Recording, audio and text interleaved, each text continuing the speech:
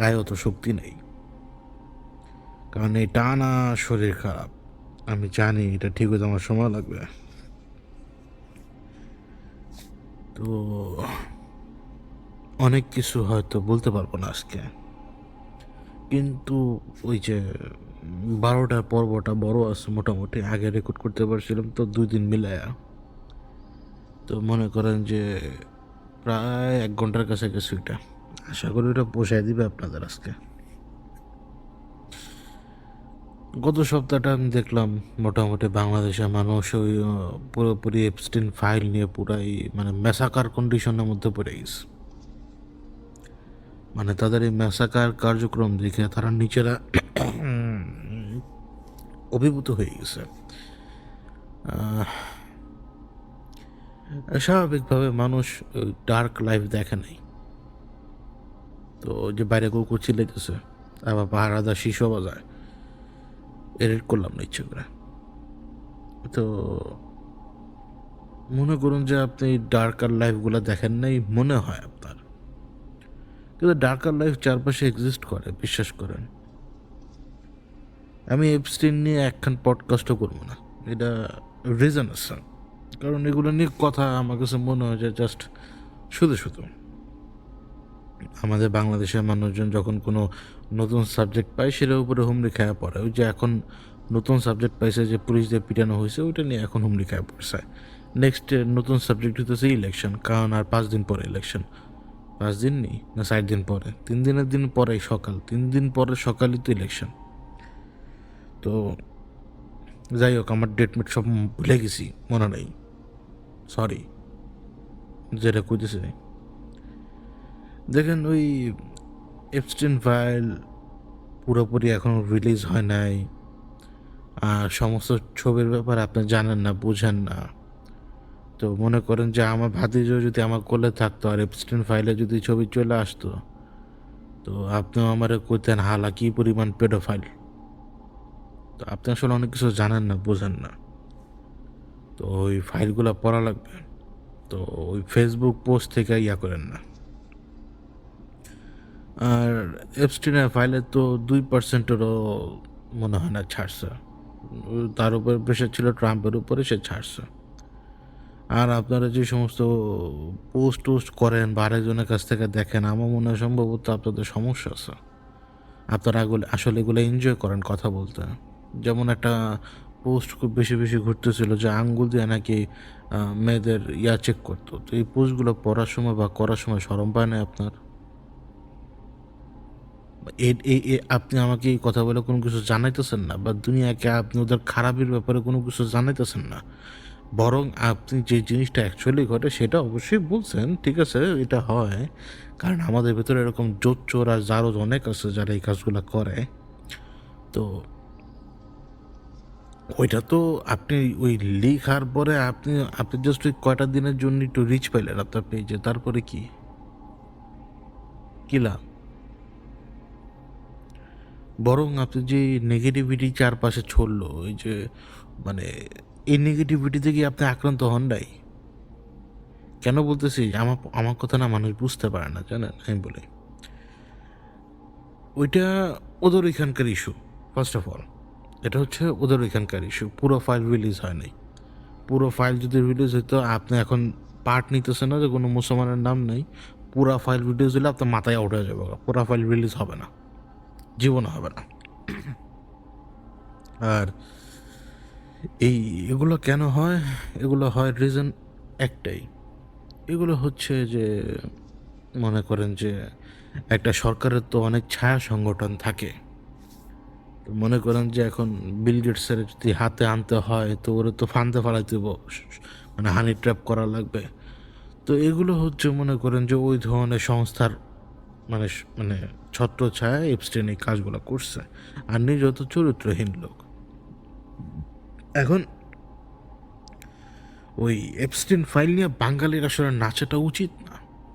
কেন বলতেছি, ওদের ওই জীবনটাকে আমরা পুরোপুরি ঘৃণা করি, আমরা ওয়েস্টার্ন সমাজটাকে ঘৃণা করি, ওদের ওই সিস্টেমটাকে, ওদের ওই মানে কালচারটারই আমরা ঘৃণা করি। তো সেই কালচার নিয়ে তো আমার কথা বলার কোনো লাভ নেই।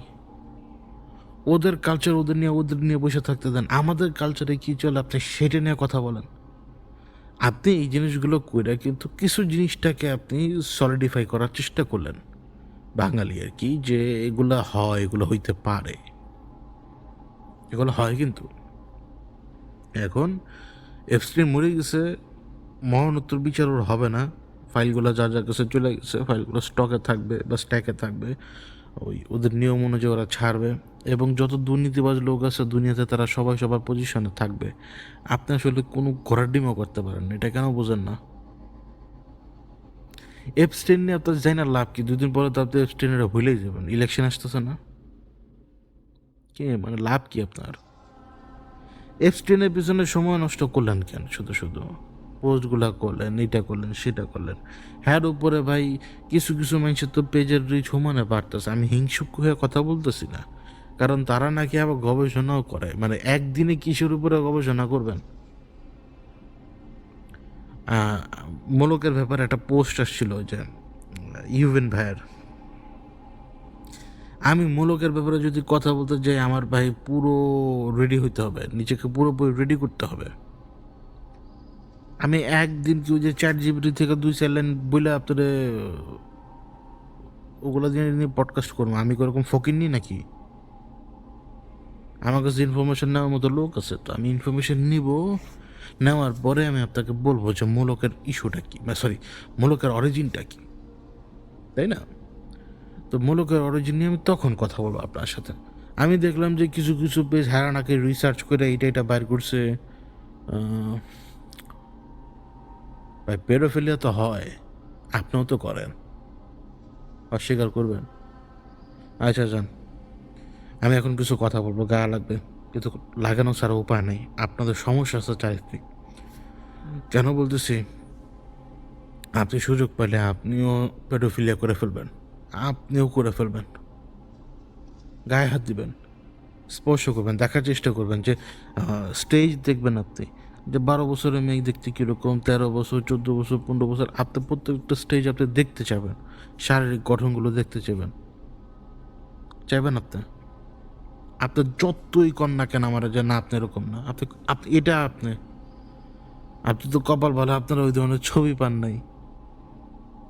ওই ধরনের ছবি পেলে তো যা দেখতেন যে হাত দিয়ে ইজাকুলেশন করে ফেলতেন এতক্ষণে। এটা ফ্যান্টাসি। এপস্টিন ফাইল রিলিজ হওয়ার পরে বাংলাদেশে যেটা হয়েছে এটা মানুষের ফ্যান্টাসি, পুরো ফাইল পড়া নাই। আবার কিছু কিছু জায়গায় তো মার্কার আছে যেগুলো খুব সহজে রিমুভ করা যায়, তো এগুলো তো খুব কম জিনিস। আপনাকে তো জানা লাগবে যে এপস্টিনের ব্যাপারে ইস্যু সম্ভবত 2005-6 সালে ফার্স্টে হয়েছিল। তো আপনি দেখবেন যে অভিযোগগুলো কীভাবে আসছে, কীভাবে যে চাইল্ড ট্রাফিকিং হয়েছে। চাইল্ড ট্রাফিকিং কোথায় হয় না? সেক্স অ্যাবিউজ কোথায় হয় না? সবখানেই হয়, এ বাংলাদেশেও হয়, দৌলতদিয়ার আশপাশে হয়, ওই বর্ডারের আশপাশে হয়। নাম দিলে তো মানুষ আমার খুব, আমি খারাপ নিব না নাম, আমি জানি তো কোন কোন জায়গায় হয়। এমন জায়গা হয় আপনি কল্পনাও করতে পারবেন না। ইভেন যাই দেখেন যে তো পাশে ফ্ল্যাটও হইতেছে কিনা, বুঝতে পারবেন না। তো মানুষের চারিত্রিক সমস্যা দেখা দিবেই, এটা স্বাভাবিক। মানে আমাদের দুনিয়া ওইদিকে আগায় যাচ্ছে এখন। মানুষের ভেতরে পেডোফিলিয়াও যেমন রয়েছে, ঠিক তেমনি যতক্ষণ পর্যন্ত যে পর্ন রিলেটেড ফ্যান্টাসি যতক্ষণ মাথায় থাকবে অতক্ষণ আর তাদের আর কোনো হুঁশ জ্ঞান থাকবে না। তার নিজের মেয়ে হোক আর নিজের বউ হোক, নিজের ছেলের বউ হোক, যেই হোক, ঠিক আছে? আবার বেটা মানুষও যে খালি এডি করে বসে বসে তা না, ভিডিও করে। এই এত দুধে ধোয়া না কেউ, মানে এইটা আমি আপনাদেরকে বলার জন্য বুঝাইলাম। একদিনে রিসার্চ করে দুনিয়া উল্টানো সম্ভব না। রিসার্চ করতে গেলে পড়ালেখা করা লাগে, পড়ালেখা করে কালেকটিভ ইনফরমেশন নেওয়া লাগে, আমার ইনফরমেশন ভেরিফাইও করতে হয় যে ইনফরমেশনটা ভুল কিনা। এবার আপনি যদি বলেন যে ওইখানে রিচুয়াল হয়েছে, এটা হয়েছে, ওইটা হয়েছে, আমি তো ট্রান্সক্রিপ্টগুলো পড়ি নাই, বা আমি মেইলগুলোও পড়ি নাই, বা ছবিগুলোও পড়ি নাই। যদি হয়েও থাকে ওগুলো আস্তে আস্তে সামনে আসবে আরও, আর না আসলেও সমস্যা নেই। কথা হইতেছে কি ভাই, ওরা ওগুলো যদি কইরা থাকে, করছে তো, কি করবেন এখন আপনার, তাই না? কোনো কিছু করার আছে? আদিম যুগে রাজারা তাদের সন্তানদেরকে বলি দিত। আপনার কতগুলো উদাহরণ লাগবে? সতীদাহ প্রথা কি চলে নাই আমাদের এই এশিয়াতে? এই বঙ্গদেশে কি সতীদাহ প্রথা চলে নাই? এগুলো তো আপনার চারপাশে বিদ্যমানই ছিল। মানে কি হয়েছে এটা কি? এপস্টিন পাইল কি আপনার মাথার ঘুম হারাম করে দিছে? মাথার ঘুম হারাম করে দিলে আপনার কতগুলো ইনসিডেন্টের দরকার আমি বলি আপনার দেন, দেখবেন কত ইনসিডেন্টের দরকার। একটা মেয়ে ছিল 10-12 বছরের মেয়ে, বাইরের এক ছেলে 30 বছর বয়সী ছেলে, হ্যাঁ মেয়েটাকে মেরে ফেলছিল, মনে আছে? কত দরকার ইনফরমেশন আপনার। আপনারা বাঙালিরা এরকম কেন ভাই? কেন মেতে উঠেন? মানে এটা কিন্তু ইন্ডিয়ান ডিএনএ, জানেন? আমরা বাংলাদেশি হইলেও আমাদের ভিতরে কিন্তু ওই ইন্ডিয়ান ডিএনএ, হিন্দুস্তানি ডিএনএ কিন্তু আমাদের ভিতরে আছে। আমাদের 3-4 পুরুষ পিছনে যা দেখবেন যে বৌদ্ধ বা হিন্দু ছিল। উন্নতি তো আমাদেরই হয় নাই, আমাদের মন মানসিকতা কোনো উন্নতিই নেই। আপনি পড়ে আছেন এপস্টিন ফাইলে, কত কিছু চলতে থাকে চারপাশে। এগুলো বলতে গেলে শেষ করা সম্ভব? বলেন বলেন ভাই বলেন। ওই দেবতা সিরিজ তো কন্টিনিউ করা যায়, যে কোনো সিরিজ কন্টিনিউ করা যায়, কিন্তু রিসার্চ না করে কি করা সম্ভব বলেন? আমি তো ইন্টারনেট থেকে 2টা লাইন নিয়ে আপনাদের সাথে কথা বলি নাই আজ পর্যন্ত। তাহলে আমার ইনফরমেশন তো ওই ইন্টারনেট ভিত্তিক হয়ে যেত, ক্রেডিবল ইনফরমেশন হইতো না। এই ইনফরমেশনগুলো যদি কালেক্ট না করতে পারি, রিসার্চ না করতে পারি, তাহলে আমার তো পডকাস্টে এই সাবজেক্ট নিয়ে কথা বলাই উচিত না। এই যে যেমন আমি এপস্টিন ফাইলে কোনো কিছু পড়িনি, তো আমি আন্দাজে কী কম আপনারে পড়ার দরকারই মনে করি না, দরকারই মনে করি না। আমার মনে হয় সম্ভবত আপনার ঢাকা শহরের রাত্রের লাইফ দেখেন নাই, দেখছেন রাত্রের লাইফ? এটা গল্প বলি শুনেন। রমজান মাস ছিল, তো এটা ছিল ওই রমজান মাস, যেই রমজান মাসে মনে করেন কত এটা বিয়ে হয়নি আর কি তখন, কারণ বিয়ে হওয়ার আগে, বিয়ে না হওয়ার পরে আর কি, মানে বিয়ের আগে আমি বহুত রাত্রেবেলা বাইরে থাকতাম। তো এটা একটা রমজান মাস, সালটা মনে করার চেষ্টা করতেছি, আমি খুব চেষ্টা করতেছি সালটা মনে করার। আমার আর্লি টাইম তখন, আমি উঠতেছি রীতিমতো আকাশে, সম্ভবত না,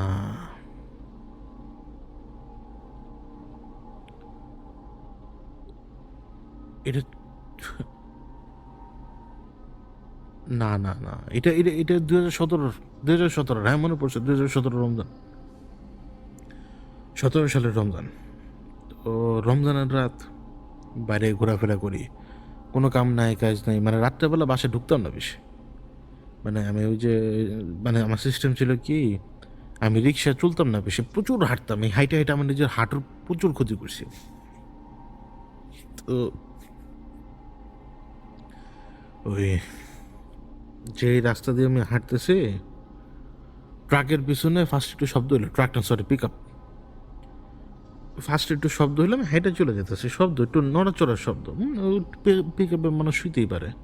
তা আমি তো একটু ডিস্টেন্সে যা দাঁড়ানো মানুষ, তো একটু ডিস্টেন্সে দাঁড়ায় ফোন টিপতেছিলাম, তো ভালো করে খেয়াল করে দেখলাম কি ট্রাকের ওই সরি ওই যে পিক আপটা শব্দ করতেছিল, ওই তো পিক আপ থেকে না একটা মেয়ে নামছে মাত্র পেছনের সাইড থেকে।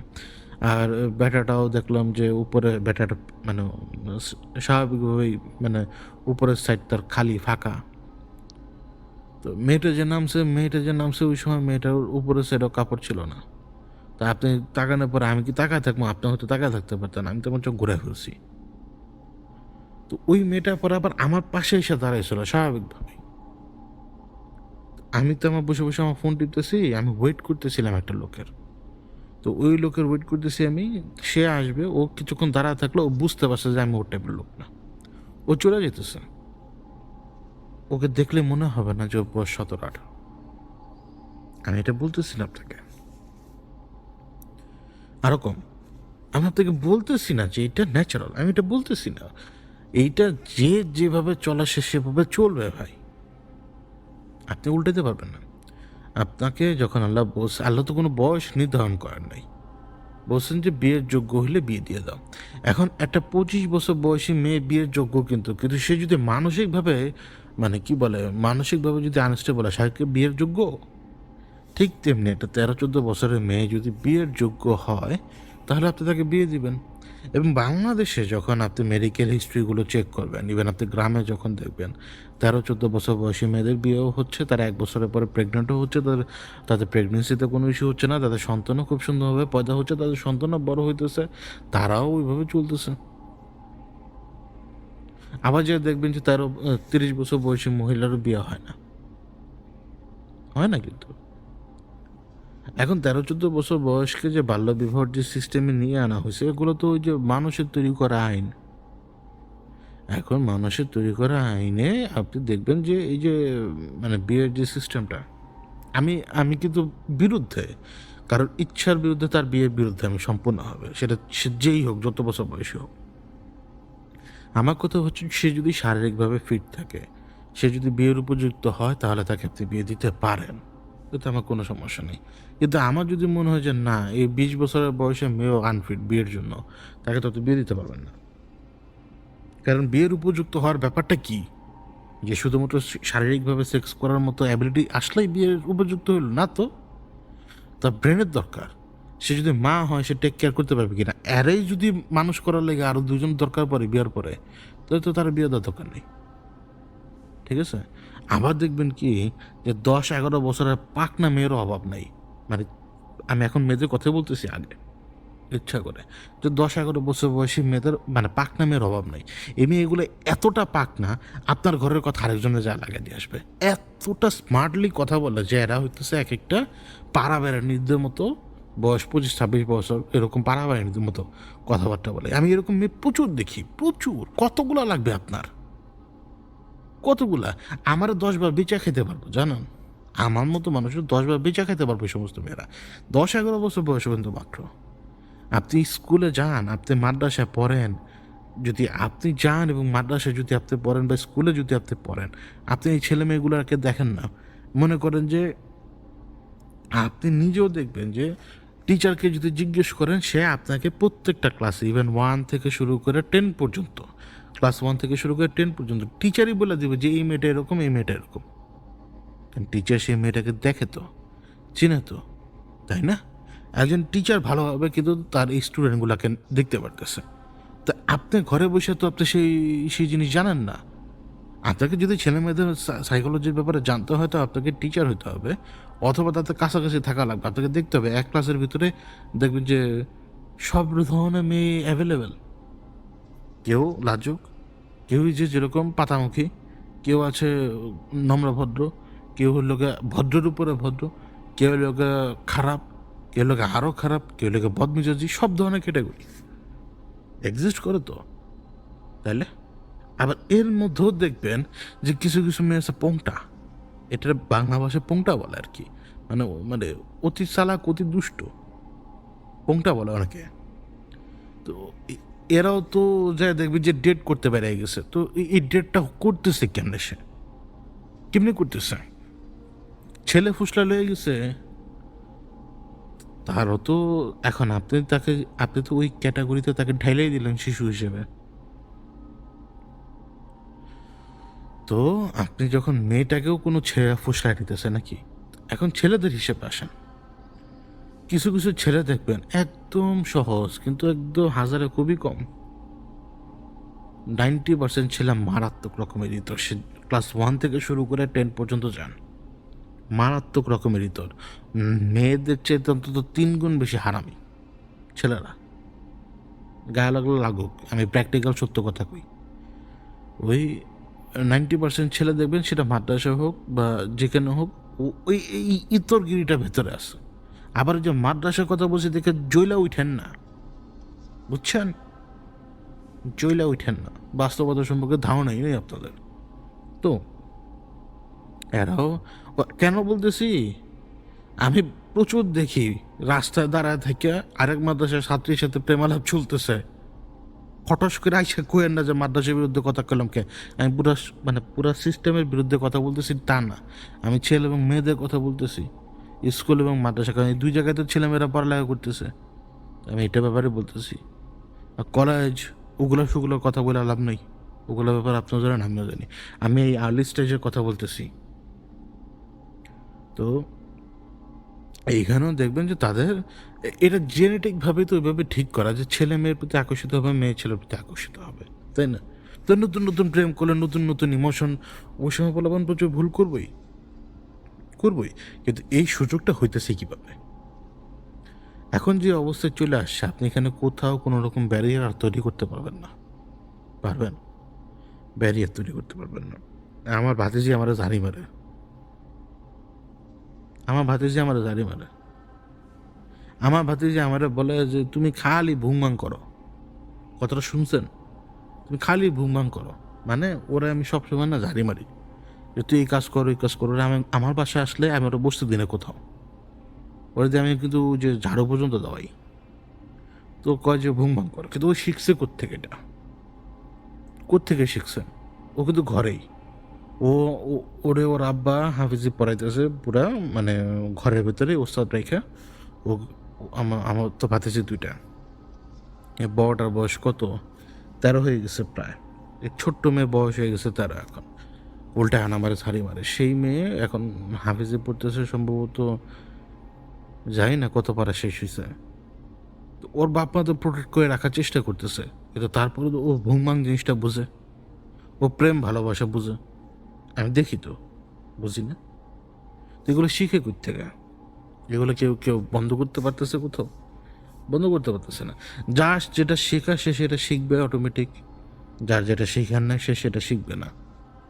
আপনি আপনি ফালায় রেখে প্রোটেক্ট করে রাখলেও দেখবেন যে আপনার এই ছেলে মেয়ে ভেতরে ভেতরে ঠিকই অনেক কিছু জানে।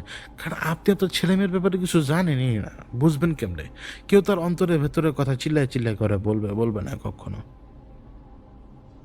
তো এই যে এপস্টেইন ফাইল নিয়ে যে কথা বলতেছিলাম, এই যে যখন আপনি দেখবেন যে বাচ্চা মেয়েদেরকে নিয়ে যে ব্যাপারগুলা, এইটা ওইখানে ওদের ওইখানকার ট্রেডিশনাল কালচার। আপনি যা দেখবেন যে কিছু কিছু মেয়ে যারা নিজেদের জবানবন্দি পরবর্তীতে দিছে, তারা অ্যাকচুয়ালি গিয়েছে যে বডি ম্যাসাজ করার জন্য।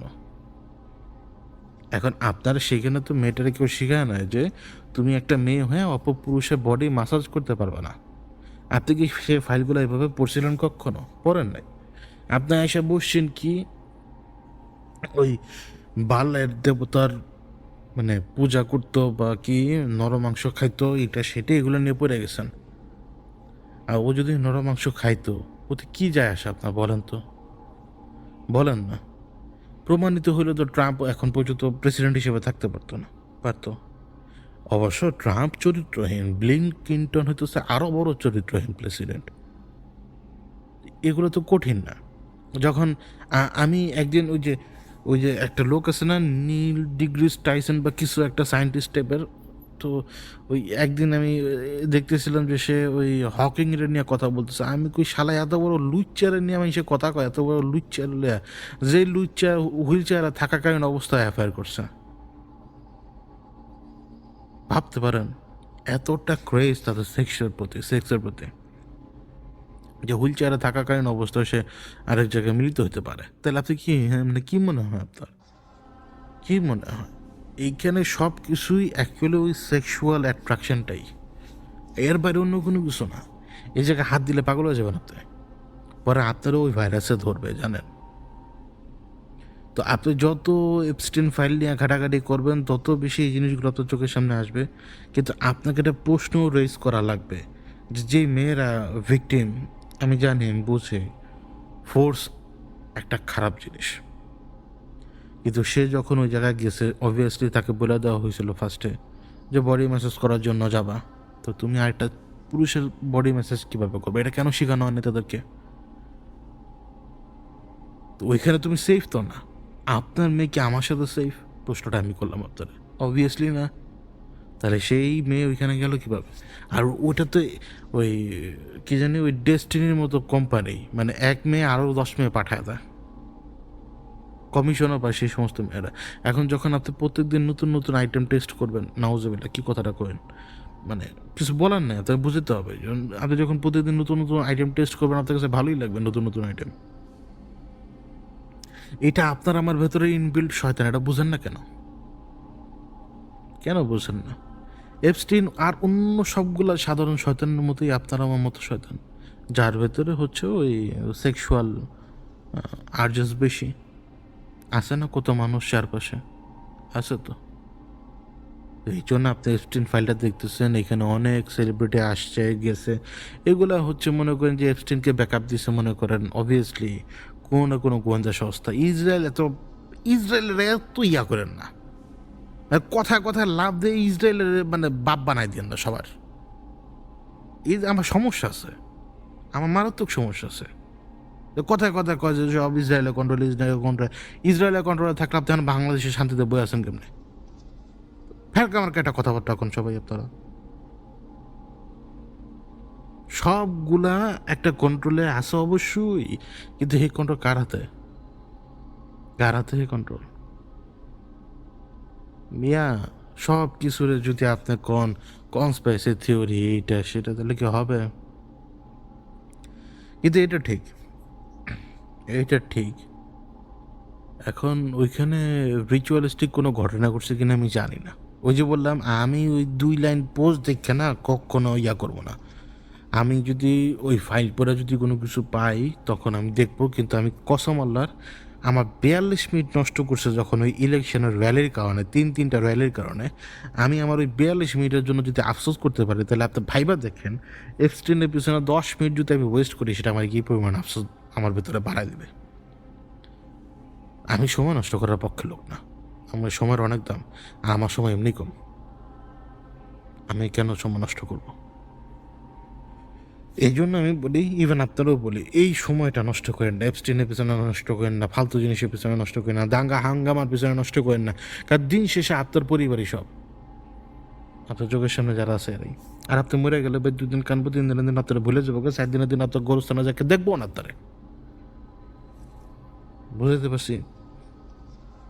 কিন্তু পেডোফিলিয়া হয় আমাদের এখানেও হয়, প্রচুর হয়। আপনার যত লাগে তত দেখবেন, যত লাগে তত পেডোফিলিয়া চারপাশে সবসময় হয়, সেই আদিকাল থেকেও হইতেছে, সে আদিকাল থেকে হইতেছে সমস্ত জায়গায়, সমস্ত ধর্মীয় উপাসনালয়, সমস্ত স্কুলে, সমস্ত জায়গায় পেডোফিলিয়া হয় হয় হয়। আপনি এটা ঠেকাইতে পারবেন না। আমাদের ভেতরে যে এই সত্তাগুলো আছে, এই সত্তাগুলো তখন অ্যাক্টিভেটেড হয়, এবং এটা একটা ভাইরাস। এই জন্য বললাম যে আমি আপনাদেরকে অনুরোধ করি আপনার সময়টাকে আপনি গুরুত্ব দিন। আর এই তো এপস্টিন নিয়ে তো মাথা ঘামায়েন না। তো মানুষকে কাইটা মানে মানে আছে কিছু কিছু এন্টারটেনমেন্ট দেখবে যে মানুষকে কাটার এন্টারটেনমেন্ট, মানুষ মজা পায়, কারণ এরা এরা এরা সাইকো। এটা এক্সিস্ট করে, তো এই দুনিয়া এক্সিস্ট করে, আমি বলতেছি না করে না, কিন্তু ওইটা আপনার ঘামেন না, কারণ ওইখানে আপনি যা পড়েন নাই, আর আপনি এটা বন্ধও করতে পারবেন না। তো কিসের ফাও কথা বলবেন বলেন? এখন এসে যদি বলে হ্যাঁ দেখছেন ওরা কত খারাপ, আরে ভাই ওরা খারাপই, খারাপই। কি করবেন বাংলাদেশে বসে আপনি? আমেরিকার কোন ব্যক্তি যে অলরেডি যে মেরে গেছে, মানে ও কি করছে না করছে, আর ট্রাম্প কত খারাপ, কি করবেন? কালকে ট্রাম্পের যদি আপনার উপরে 200% স্যাংশন লাগায় দেয়, আপনার তো শেষ। বুঝেন না? ইন্ডিয়ারে কেমনে নোয়াই দিছে দেখছেন? ট্রাম্প ইন্ডিয়ারে কিভাবে নোয়াইছে দেখছেন? রাশিয়াতে তেল নেওয়া বন্ধ করে দিছে, এখন তেল নেবে আমেরিকা থেকে আর ভেনেজুয়েলা থেকে। ভেনেজুয়েলার প্রেসিডেন্ট উড়াই নিয়ে গেছে। কি কি কি ঘোরার ডিপটা করবেন আপনি? পীর সাহেবদের মতো হয়ে গেলে হবে, যে 2 পীর সাহেব দেশের বাইরে বসে থেকে ডিকটেট করার চেষ্টা করে, হ্যাঁ ওরকম করলে হবে মনে হয়? যে ফেসবুকে যা মন চায় তা বললেই হয়ে গেল? হয় না রে ভাই, ইয়ানফসি করা লাগবে, ইয়ানফসি করা লাগবে। বেশ, এটি এবারে অন্য কোনো কথা না। এই ভাইরাস থেকে দূরে থাকেন, এই সংক্রামক ভাইরাসগুলো থেকে দূরে থাকেন, আপনাদের জন্য সবচেয়ে ভালো এগুলা। ও ভাইরাস নিয়ে যেহেতু কথা বলতেছি, ভাইরাসের ব্যাপারে গলা ব্যথা করতেছে, কিন্তু দেখেন এই টিকাগুলো নিয়ে না আমার প্রচণ্ড সন্দেহ আছে। দেখেন অনেক সময় হয় কি যে ফেক শট তো দেয়, স্যালাইন শট আর কি, ফেক শটও দেয় অনেক সময়, এটা আমি বুঝি। এবং ভ্যাকসিনগুলো তৈরি করতে না অনেক সময় লাগে। এত আর্লি কোনো ভ্যাকসিন ধামধুম রেডি করে বডিতে দেওয়া ঠিক না। যেমন ধরেন যে আপনি করোনা ভ্যাকসিনগুলো যখন বডিতে দিচ্ছেন, কী পরিমাণ অ্যালার্জির সমস্যা হচ্ছে মানুষের। অ্যালার্জি আপনাকে মাইরা ফেলতে পারে জানেন, অ্যালার্জি ডেডলি। অ্যালার্জি একটা ডেডলি জিনিস। কী পরিমাণ মানুষের অ্যালার্জির সমস্যা দেখা দিচ্ছে। কিন্তু এই যে এখন কিছু কিছু টিকা, যে টিকাগুলো একদম নেসেসারি করে দেওয়া হয়েছে গর্ভবতী নারীদেরকে থেকে শুরু করে সন্তানদেরকে। হ্যাঁ, পোলিওর টিকা মানুষকে পোলিও থেকে বাঁচাইছে, এটা সত্যি কথা। অনেক টিকা আছে কাজে আসছে, কিন্তু বাকি যে টিকাগুলো এগুলো তো কোনো কাজে আসতেছে না। অনেক টিকা কাজে আসতেছে না। এই টিকাগুলো নেওয়ার পরে আমি দেখি যে শরীরের ভালো রকমের পরিবর্তন হয় মানুষের। কেন? সেই টিকা এত সময় নিয়ে যে টিকার পিছনে গবেষণা করে সেই টিকা তৈরি করা হলো, সেই টিকা তৈরি হওয়ার পরে এত ট্রায়ালের পরে মানুষের শরীরে আসার পরে কেন মাঝে মাঝে সেটা ব্যাকফায়ার করে, কাজ কেন করে না? আমার কাছে কেন জানি মনে হয় যে এখন ধীরে ধীরে ধীরে ধীরে মানে ওষুধ কোম্পানিগুলাও তো ওই যে শয়তানে ভর করতেছে সবাইরে, ওরাও ভাই ভিতরে ভিতরে ওইরকমই করে। দেখেন, রাস আমার একবার একটা কথা বলছিল, যেটা সামনে যে কোনো এক পর্বে শুনতে পাবেন অল্টার ইভেন্টের টাইমেই। তো অল্টার ইভেন্টের টাইমে সে সাডেনলি আমার বলে বসলো যে তোমার মা মারা গেছে কীভাবে। আমি বললাম যে আপনি তো জানেনি আমার মা মারা গেছে কীভাবে। তো সে তখন আমাকে বললো যে তুমি তোমার মাকে বাঁচাতে পারতো যদি এই 3টা কাজ করতা। আমি বললাম কি? সে আমাকে 3টা মেডিসিনের নাম বলছে। আমি কী করলেন এটা আমারে, মানে ওর সামনে আর কি বলতেছে না, এই 3টা মেডিসিনই অ্যানাফ তোমার এই এই সমস্যা দূর করে দেওয়ার জন্য। আপনি জানেন না যে কত কম দামি জিনিস, কত কম দামি জিনিস, কত কম দামি জিনিস, কিন্তু আমার কাছে প্রমাণ নাই। এবং সেই তখন আমাকে বলছে যে তাহলে ব্যবসা করবে কিভাবে, কন্ট্রোল রাখবে কিভাবে? দূরে বসে থেকে একটা মানুষ পুরো সিস্টেমটাকে চালাইতেছে, যে মানুষটাকে তোমরা চিনোই না, আর সেই মানুষকে কে বুদ্ধি দিতেছে তার ব্যাপারেও তোমার ধারণা নেই। এটা রাসেল কথা। এখন আমাকে আপনি বলেন, বাংলাদেশে কোন ওষুধ কোম্পানির মালিকের আপনি চিনেন? নামই বলতে পারবেন না ভাই। কম্পাউন্ডের নাম তো আমরা জানিও না, ওষুধে কী কী ব্যবহার করা হয়। আমরা শুধু ওষুধটা কিনি আর খাই, দেওয়ার দরকার পড়ছে আমরা দিয়ে দিই, বেশ। কল্পনাও করি না, ভাবার চেষ্টা করি না। কেন জানি মনে হয় যে এই যে লাস্টের ব্যাচের যে টিকাগুলো আসছে, আমার মনে হয় এগুলোর ভিতরে ভেজাল আছে। যাই হোক, আল্লাহ বহুত ভালো জানে। আর টিকার ব্যাপারে যখন কথা বললাম, তখন আরও কিছু ব্যাপারে কথা বলি। একটা জিনিস খেয়াল করে দেখবেন, যেহেতু সব কিছুই নিয়ন্ত্রণাধীন, আমাদের খাবার আমরা কি খাবো সেটাও এখন নিয়ন্ত্রণ হওয়া শুরু হয়ে গেছে। আমি আপনাকে একটা ক্লিয়ার কাট উদাহরণ দেব, খুব ঠান্ডা মাথায় শুনবেন। আপনি একটা ফল কিনতে যাবেন, সেই ফলের দাম এখন 400 টাকা কেজি। এই ফলটা আপনি কখন খাচ্ছেন? যদি আপনি কারো বাসায় যান তখন নিয়ে যাচ্ছেন, অথবা আপনি অসুস্থ হইলে, নাহলে আপনি কিন্তু ফলটা খাচ্ছেন না।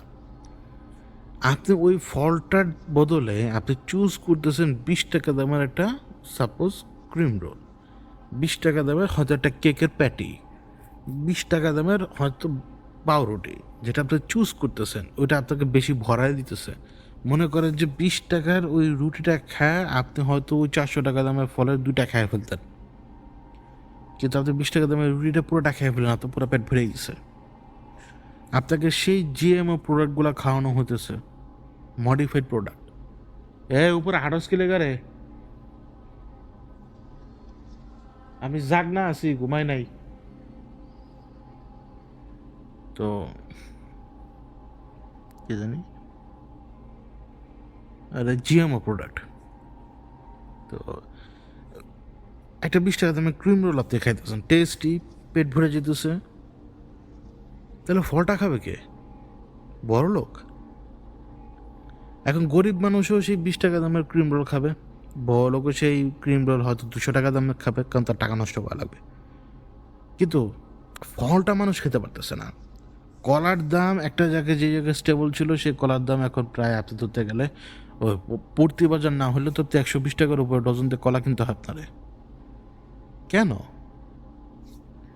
ডিম, ডিমের দামও তো এক হিসেবে তুলনামূলক কম আছে, কিন্তু আপনি ওই আপনাকে বোঝানো হয় যে ডিম বেশি খাইলেও তোমার ক্ষতি, কোলেস্টেরল বেড়ে যাবে। আমরা যেইখানে এক আমলে আমরা ঘি খাইছি, ঘি, সেখানে ঘিকে সরাইয়া নিয়ে আনা হলো সয়াবিন মানে সিড অয়েল। সিড অয়েল মারাত্মক খারাপ, এটা সত্যি কথা, মারাত্মক মারাত্মক মারাত্মক মারাত্মক খারাপ। আমরা যেখানে ঘি খেতাম, ঘি এখন আমাদের হাতের নাগালে নাই। এই খাবারগুলো আমাদের দাদা নানারা সস্তায় খাইছে, সেই খাবার আমরা এখন পাই না। আমি তো এটা, বৌত্তার শাকের নাম শুনছেন কোনো দিন? বৌত্তার শাক, এগুলা গরুও খায় নাই কোনো দিন। সেই শাকের আটি আমার কাছে গতকালকে 10 টাকা করে দিয়েছে, ঠিক আছে, কিন্তু সেটা তো চাষ করে নাই। আটি না কি কই যে মানে হাত দিয়ে তুলে যা দিবে তাই। তারপরে মনে করেন যে আপনার এই যে কি জানি বলে, কখনো কেউ পেঁয়াজের পাতা খাইতো না বাংলাদেশে, সে পেঁয়াজের পাতারও দাম এখন অনেক। কেন? আপনাকে কে ফোর্স করতেছে খাবারগুলো খাওয়ার জন্য? কে করতেছে? যাতে আপনি অপুষ্টিতে ভুগেন, আপনি খুব তাড়াতাড়ি মরে যান। একটা ফল খাওয়ানো কত কঠিন হয়ে গেছে দেশে, কিন্তু আপনার জন্য আটার তৈরি জিনিস অ্যাভেলেবেল, ময়দার তৈরি জিনিস অ্যাভেলেবেল। আপনি মিষ্টি খাবেন, মিষ্টি কেজি 600 টাকা, কথার কথা ভালোটা, মিষ্টি কেজি 600 টাকা। আপনি চিন্তা করবেন যে মিষ্টি নিমো না, কিছু জায়গা তো মিষ্টি না নিলে হয় না ঐতিহ্যগতভাবে, কিন্তু আপনি চিন্তা করবেন কি কালে ওটা একদিন মিষ্টি খাবো, ওটা ভালো। কিন্তু আপনি করতেছেন কি, ওই প্রোডাক্টের পিছনে ছুটতেছেন যে প্রোডাক্টটা আরও বেশি ডেডলি, একটু নিচের দিকে নামেন, আরও কম দামে মিষ্টি, যেটা 300 টাকার, প্রচণ্ড চিনি দেওয়া ওই যে মিষ্টিগুলা সাদা, দুধের ছানার মিষ্টির কথা বলতেছিলাম, 600-700 টাকার, ওগুলো হইতেছে মিষ্টি, ওগুলো আপনি খেলে আপনার ক্ষতি হবে না। দুধের ছানা, ওগুলোর মধ্যে আর্টিফিশিয়ালি চিনি বেশি দেয় না কেউ, তাইলে আপনি ওগুলো খাইতে পারতেছেন না। আপনার সামনে আপনি এখন ওই দুইটা খাবেন, যে দুইটা খেলে আপনার উপকার হবে, ওই দুইটা খেতে বলে না, বলে টক দই খাও। টক দই খাওয়ার কথা আসলো কোত্থেকে? গরুর দুধ কখনো টক হয় নাই। গরুর দুধ জাল দিতে থাকলে গরুর দুধ মানে ক্রিম ঘন হয়ে আসে, দুধটা খুব টেস্টি হয়, সেটা থেকে তো টক দই বের হয় না। মানে আপনাকে ভালো দই খেতে বলে না, বলে টক দই খেতে, টক দই খেয়ে কোনো উপকার হয় না। আপনার যদি মনে হয় যে আপনার উপকার হইতেছে, ওইটা তো ডাইজেস্টিভ সিস্টেম ভালো দেখে আপনার মনে হইতেছে, টক দই কোনো উপকার নেই পেটের ভিতরের জন্য। ওইটা একটা ফাটা জিনিস, যে ফাটা জিনিস আপনি জাস্ট ফালায় দেবেন, বলা হইতেছে যে ওইটার ভিতরে ব্যাকটেরিয়া, আপনার জন্য উপকারী ব্যাকটেরিয়া। ওইটা একটা নষ্ট হয়ে যাওয়া জিনিস, যেটা টক হয়ে গেছে, আপনি এটা খেতে পারবেন না। তারপরও দেখবেন রান্নায় ব্যবহার করে, আমি রান্নায় ব্যবহার করার পরে দেখি না যে টক দইয়ের কোনো টেস্ট মানে রান্নাকে আরও বাড়াইছে ভালো কোনো টেস্টে, আমি দেখিনি। আপনাকে বলা হয় যে আপনি সালাদ খাবেন, আপনি কখনো তিতা শসা বা তিতা খিরাই খাইছেন? কেন ওগুলো তিতা হয়? কেন কিছু কিছু শসা বা খিরাই খুব বেশি মিষ্টি হয়? ওগুলো জিএমও প্রোডাক্ট, অরিজিনালি সবজি কখনো খাওয়ার মতো টেস্টে আসেই নাই, এগুলো জিএমও হয়েছে, এগুলো প্রত্যেকটা জেনেটিক্যালি মডিফাইড। আপনি করলা কেন খাইতে পারেন না তিতার কারণে? কারণ প্ল্যান্ট, তারও তো জীবন রয়েছে, সেও তো নিজেকে প্রোটেক্ট করবে, তাই না? যে আইসে যাতে তার ফলটাকে কেউ না খায়। তার ফল কি, এটা এটা হচ্ছে তার লাইফ স্প্যানকে ক্যারি করবে, সে মরে যাবে, তার বীজ থেকে আরও নতুন গাছ বেরোবে, এই জন্য সে তিতা, এই জন্যই তার এই বিভিন্ন জায়গায় থাকে, এটা সেটা থাকে, অনেক কিছু থাকে। আপনাকে এটা বোঝা লাগবে তো, এগুলো বোঝা লাগবে। এই যে জিএমও প্রোডাক্টগুলো খাইতে খাইতে আমাদের যে কী অবস্থা হইতেছে সেটা তো আর আমরা জানি না। আমাদেরকে ফ্যাট খাইতে হবে, মানে অবস্থা এমন হয়ে গেছে যে আপনি প্রোটিনের জন্য সেই অ্যান্টিবায়োটিক দেওয়া, সেই ব্রয়লার মুরগি আপনার নিতে হয়, তাও এখন 200 টাকার মতো প্রায় দাম হয়ে যায় মাঝে মাঝে, রোজ আসতেছে তো।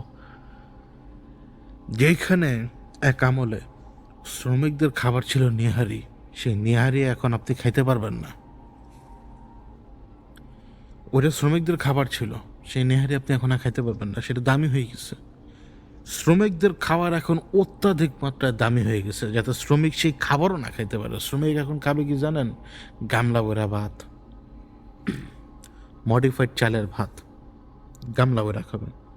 ও না খায় কী করবো? পেট ভরাতে বলতো, পেট ভরলে তো ব্রেনে সিগনেচার বলছে সব শান্তি, আরামসে কাম করলে ঘুমা। বোঝা লাগবে তো এটা।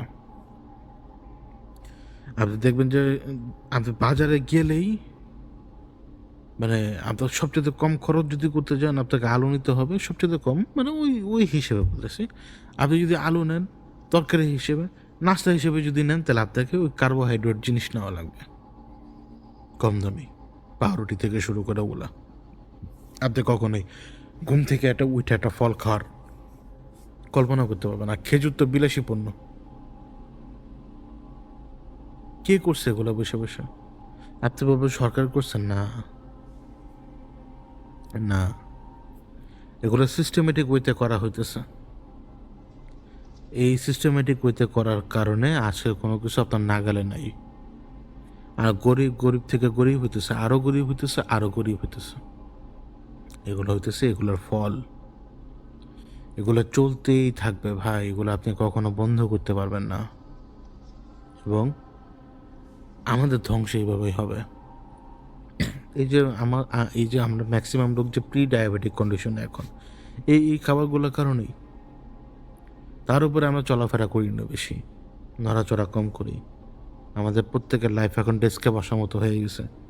আপনি জানেন আমার শরীর খারাপ, কিন্তু আমি আপনার আজকে আমার রুটিনের কথা বলি। আমি আমার ঘরের, আমরা যে রুমে থাকি ওই ঘর, মানে এই রুমের কথা বলতেছি না, যে রুমে আমরা থাকি ওই রুমের আমি টেবিল সরাইছি আজকে।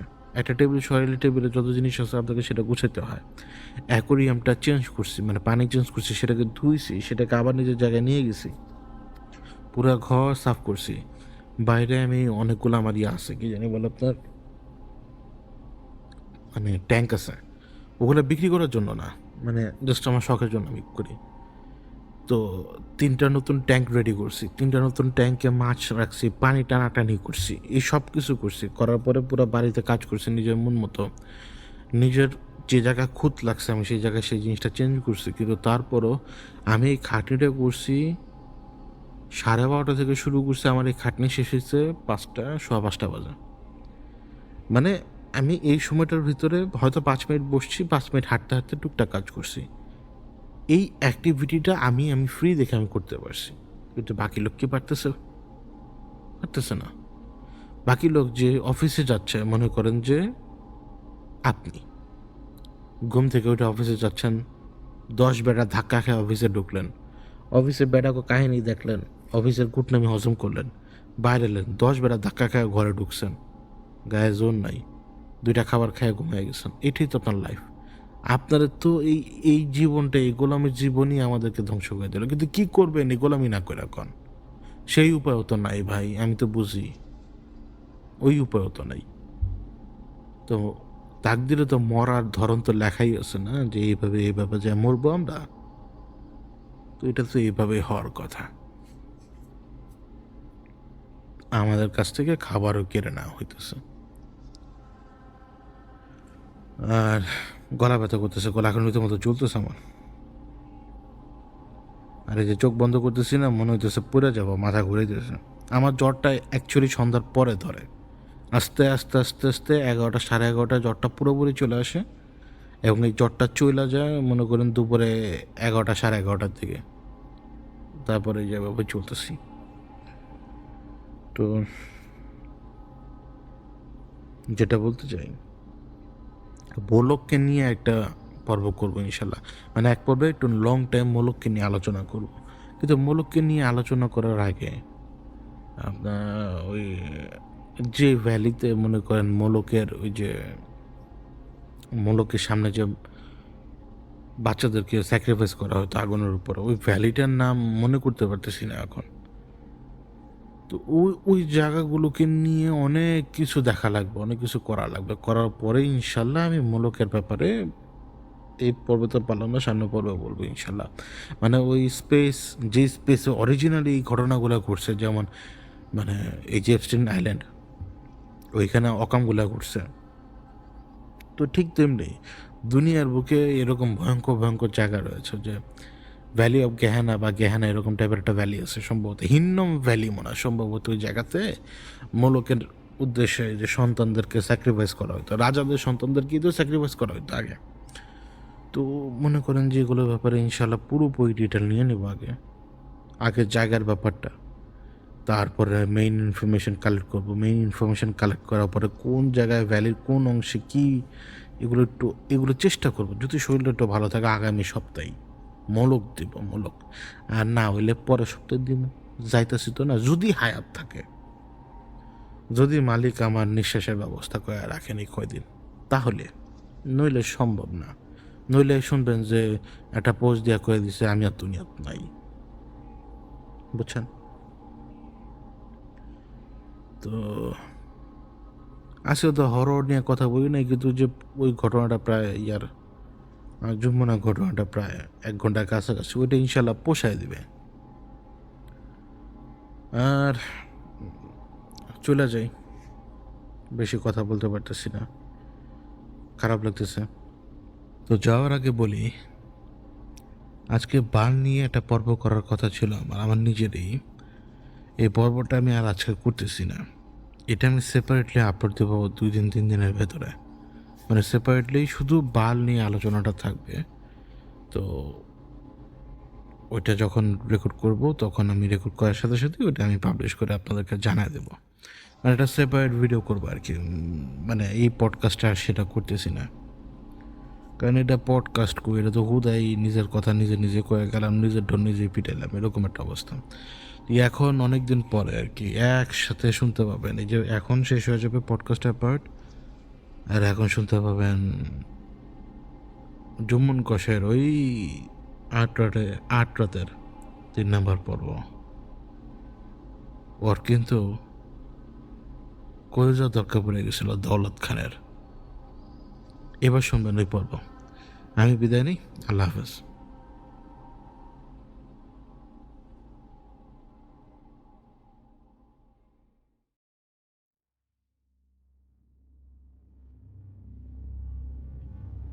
একটা বিছানার চাদর নিচের গায়ে চড়ানো, ওই বিছানার চাদরের নিচে এমনভাবে কাঁপছে যে এই কাঁপুনিটা সে কোনো মতে থামাতে পারছে না।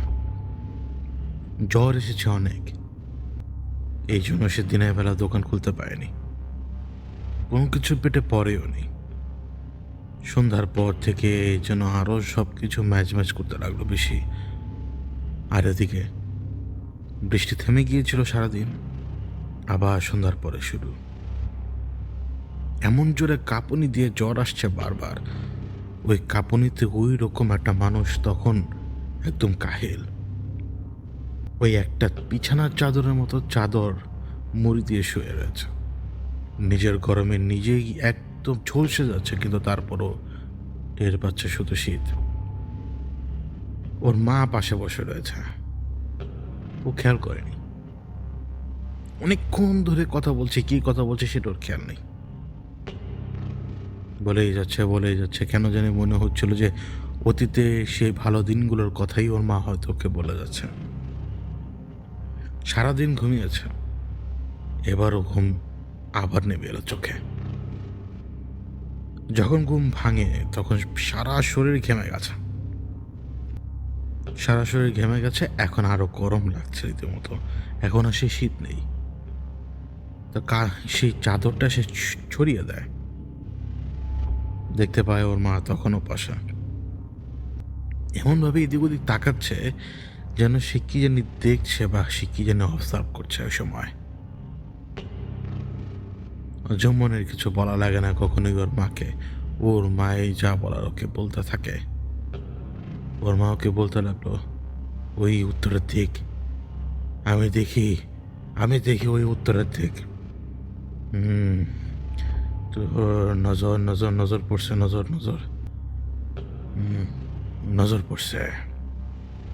পড়ছে উত্তরের দিক থেকে, নজর পড়ছে। এই নজর এই নজর অনেক খারাপ, এই নজর অনেক খারাপ, ওর নজর অনেক খারাপ। ও আমার ছেলেকে আমার কাছ থেকে নিয়ে যাবে, এই নজর অনেক খারাপ।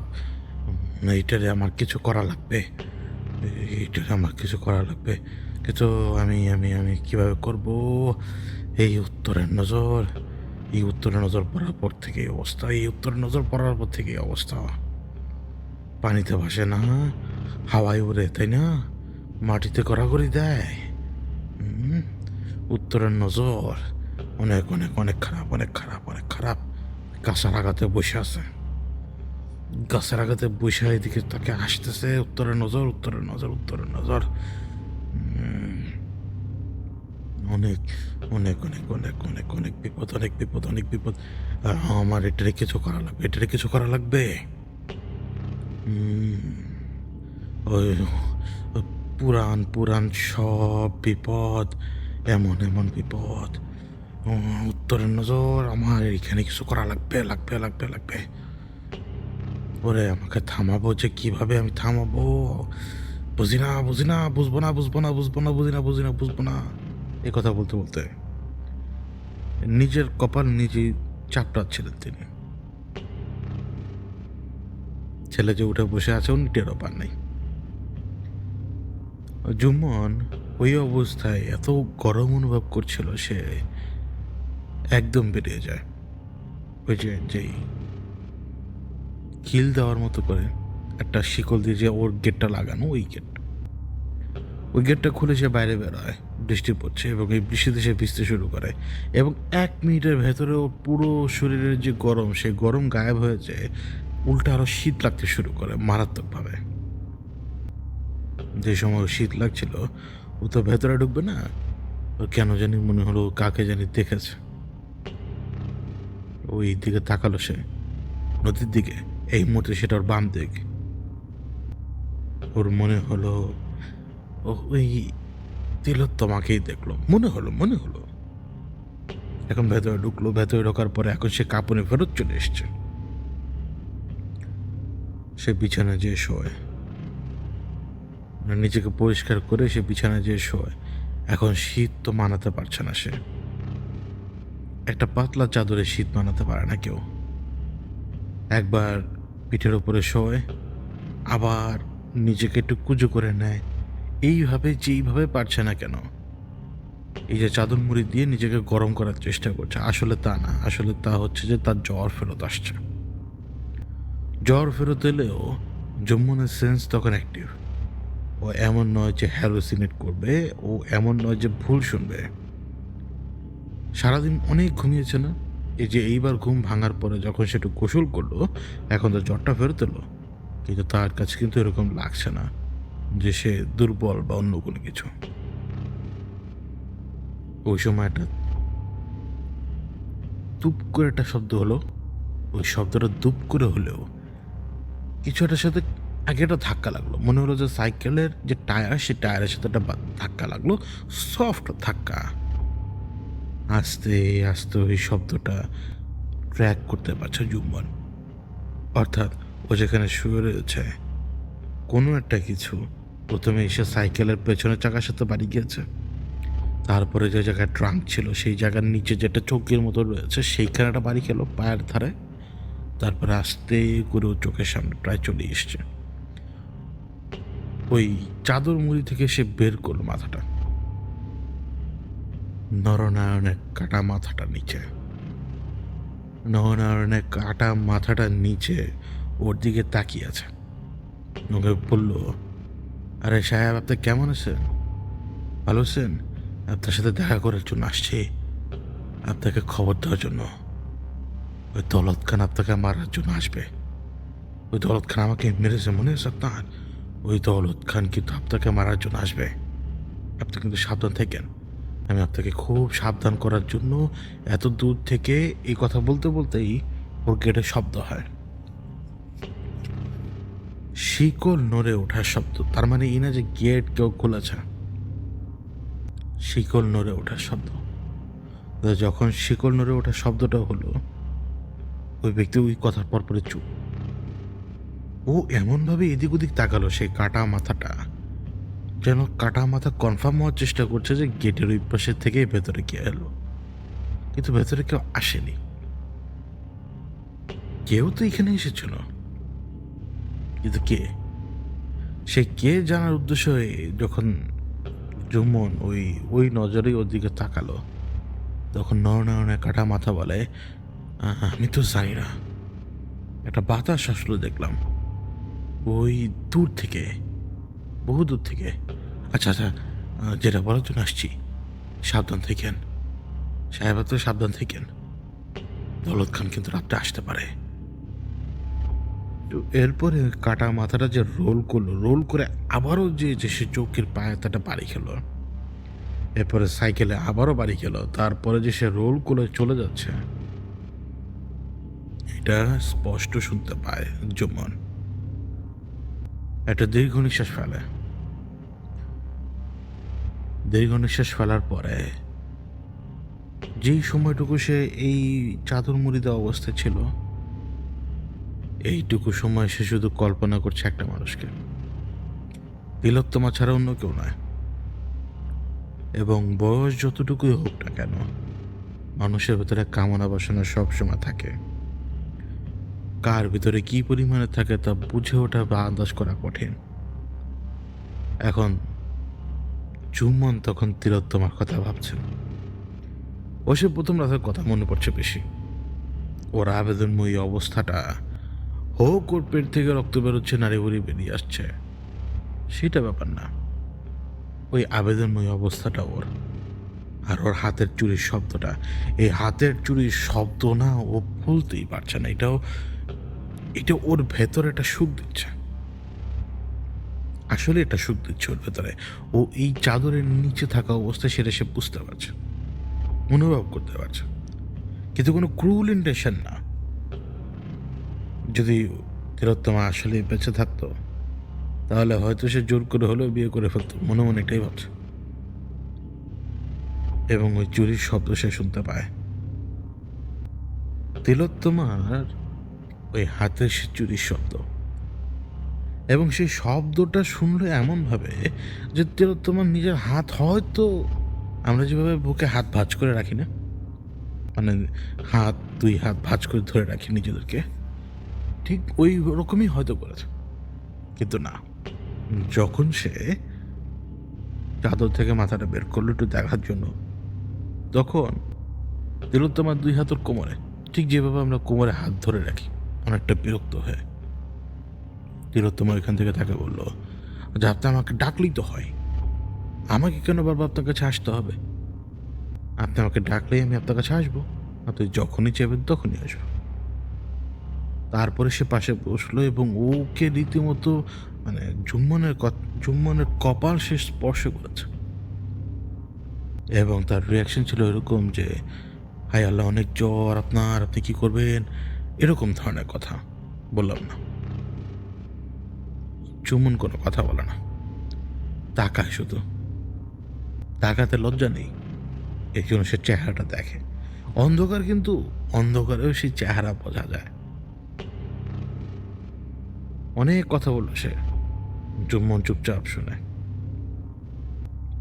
কিন্তু হঠাৎ দৌলত খানের কথা উঠল। দৌলত খান কিরকম, সেই কথাগুলো উঠল। জুম্মন সবসময় বিশ্বাস করে ওর যাতে বিশ্রী আর কঠিন কাজ কেউ করতে পারবে না। আর যে দিন সে কাটিয়ে এসেছে, সেই দিন আর যে দুর্ধর্ষ জীবন সে কাটিয়ে এসছে, সেই জীবন এখন হয়তো একই রকম না, কিন্তু সেই সত্তা তো আর অন্য কোথাও যায়নি, এটি তো সেই সত্তা, তাই না?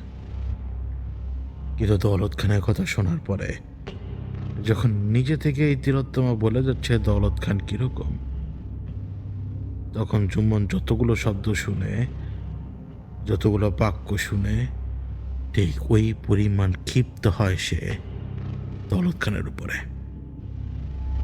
দৌলত খানের জন্ম এই বাংলাদেশের দিনাজপুর এলাকার কোন এক জেলাতে। সেই যেই জেলারই বা যেই গ্রামেরই সে লোক হোক না কেন, সে ছোটবেলা থেকেই খুব অসভ্য আর খুব ইতর। এমনকি সে প্রায় ৯ বছর বয়সে বাড়ি থেকে পালিয়েছে। কিভাবে পালিয়েছে? কারণ সে তার চাইতে ৫ বছর বয়সী বড় একটা মেয়ের গায়ে হাত দিয়েছিল। কতটুকু ছিলেন? ওই সময় যখন বাবা দা নিয়ে মারার জন্য ছুটে গিয়েছিল, সেই যে বাড়ি থেকে পালিয়েছে, এরপরে সে আর বাড়িতে ফেরেনি। এবং কিশোর বয়সেই সে কতশো নারীর সাথে যে যৌন মিলনে লিপ্ত হয় তার কোনো ইয়ত্তা ছিল না। কিন্তু যতক্ষণে ১৮ বছর বয়সে সে পৌঁছায় বা ১৯ বছর বয়সে সে পৌঁছায়, তখন তার ভেতরে যে পশু, সেই পশু বেরিয়ে আসতে শুরু করে। সে একটু উদ্ভট টাইপের পাগল, যে উদ্ভট টাইপের পাগল সব জায়গাতেই। যখন ওইভাবে সে সুখ পেত না, তখন সে টর্চারে নেমে পড়ল। এখন বেশ্যাদের টর্চার করে আসলে সে যে কোনো সুখ পেতে পারে, কিন্তু এতে সাধারণ মানুষের কোনো বেদনা কখনোই জাগ্রত হবে না, কারণ সে হচ্ছে বেশ্যা এবং সে এই পথে ইচ্ছা করে নেমেছে। সে তাকে কেউ নামিয়েছে এই কথা কেউ কখনোই বিশ্বাস করবে না। বেশ্যাদের রাস্তাই তো এরকম। এখন সে টর্চারের লেভেলটা ছিল আর যেরকম টর্চারের লেভেল আমরা মাঝে মাঝে শুনি, ওই রকমই। কিন্তু তার বয়সটা দেখতে হবে ১৮ বছর। ঠিকমতো গোঁফও গজায়নি তখন তার। কিন্তু এই ১৮ বছর বয়সে সে যখন এই কাজগুলো লিপ্ত হচ্ছে, এই কাজগুলো করতে যে খরচ হচ্ছে, খরচের টাকা পাচ্ছে কোত্থেকে? এই খরচের টাকাগুলো পাচ্ছে ঠিক জুম্মনের মতো মানুষ খুন করে। কখনো ভাড়াটে খুনি হিসেবে, কখনো ডাকাত দলের লোক হিসেবে। ঠিক এইভাবে ঠিক এইভাবে সে তার জীবনযাপন চালিয়ে যাচ্ছিল। ঠিকভাবে খাওয়া দাওয়া করে না তো। সারাদিন ধোঁয়ার গন্ধে বুঁদ হয়ে থাকে আর খালি নারীদেহ, নারীদেহ, নারীদেহ, এর বাইরে অন্য কোনো কিছু না। কিন্তু দৌলত খানের সাথে জুম্মনের মধ্যে তফাৎ ওই একটা জায়গাতেই। তা হচ্ছে হয়তো জুম্মন মানুষ কেটেছে, হয়তো জুম্মন মানুষ খুন করেছে, হয়তো জুম্মন আরো ভয়ঙ্কর থেকে ভয়ঙ্কর কাজ করেছে। কিন্তু দৌলত খান এমন এক নিকৃষ্ট কাজ করে, যে কাজ আসলে যে কোনো মানুষ যখন করবে তার প্রতি মানুষের ঘৃণা জন্মায়। দৌলত খান ছোট ছোট মেয়েদের পাচার করত, কারণ মেয়েদের দাম বেশি। আপনি বিশ্বাস করবেন না, যদি কোনো জায়গা দিয়ে যাওয়ার পথে যদি কোনো ছোট্ট মেয়েকেও দেখে ফেলে, সেটা হোক ৭ বছরের, হোক ৮ বছরের, হোক ১২, ১৩, ১৪, ১৫ বছরের, ওর জন্য এটা একদম সহজ ছিল। ওর জন্য এটা একদম সহজ ছিল সেই মেয়েটাকে বা সেই বাচ্চাটাকে কিডন্যাপ করা। সেই শিশুটাকে সে তুলে নিয়ে যেত। একাই পারতো কিভাবে জানি। বেশ্যালয় থেকে শুরু করে অন্য কোথাও যদি এরকম বাচ্চাদের বিক্রি করে দেওয়ার যে রীতিনীতি থাকে, তার পেছনে কারণ রয়েছে। কারণ একটা সময় যখন মানুষ যে বিপদগামী, সে যখন একটা নারী দেহের সাথে মিশতে থাকে, সেই নারী দেহ হয়তো বিভিন্ন বয়সে বিভিন্ন নারীর হতে পারে। সেই দেহটাকে প্রায় মোটামুটি তার একই রকমই লাগে। মোটা হোক, চিকন হোক, ভালো স্বাস্থ্যবান হোক, সেটা যেই হোক। কিন্তু যখন সে একটা ছোট বাচ্চা পায়, তার ভেতরে সেই বাচ্চার প্রতি এক অদ্ভুত ধরনের আগ্রহ জন্মাতে শুরু করে, যে এই শরীরটা কীরকম হতে পারে, এই চেহারার এক্সপ্রেশন কীরকম হতে পারে, এই চেহারা ব্যথা পেলে বা সুখ পেলে কীরকম কীরকম এক্সপ্রেশন দিতে পারে, বা এই শরীরটা কীরকম, একই রকম শরীর কিন্তু এই শরীরের গন্ধ কীরকম। এই ধরনের শয়তানি দিমাগি খেলা তাদের মাথার মধ্যে খেলতে শুরু করে। আর এদের জন্যই এই ছোট ছোট বাচ্চা মেয়েদেরকে এইভাবে তুলে নিয়ে আনা হতো। আর দৌলত খানের একটা ট্যাগ আছে। সে যাকেই তুলে নিয়ে যেত না কেন, যদি সে জিন্দা থাকতো, আমি আবারও বলি, যদি সে জিন্দা থাকতো, তাহলে তাহার আর কোনো সিলি থাকতো না। তার আর কোনো সিলি থাকতো না। অর্থাৎ সবসময় তা প্রথম হতো দৌলত খানের। তারপর দৌলত খান তাকে বিক্রি করে দিত। এই হীন কাজ করতে করতে একটা সময় সব ধরনের বোধ শক্তি সে হারিয়ে ফেলে নিজের। এখন সে যতই কোনো কিছুর সাথে মিলিত হয়, সে যার সাথেই মিলিত হোক, সে কোনোভাবেই আর সুখ পায় না। সারাদিন তার মাথাটা কিলবিল করতে থাকে, সারাদিন তার কপালে একটা ভাঁজ থাকে, সারাদিন তার কপালের এই হাড়ের অংশটা কেমন যেন অদ্ভুত রকমের চাপ অনুভব করে। না খাবার খেয়ে সুখ, না পানি খেয়ে সুখ, কোনো কিছুতে সুখ নেই। এমন অবস্থায় তাকে তাকে একটা দায়িত্ব দেওয়া হয় টাকার বিনিময়ে, স্পেসিফিকলি নরনারায়ণকে খুন করার,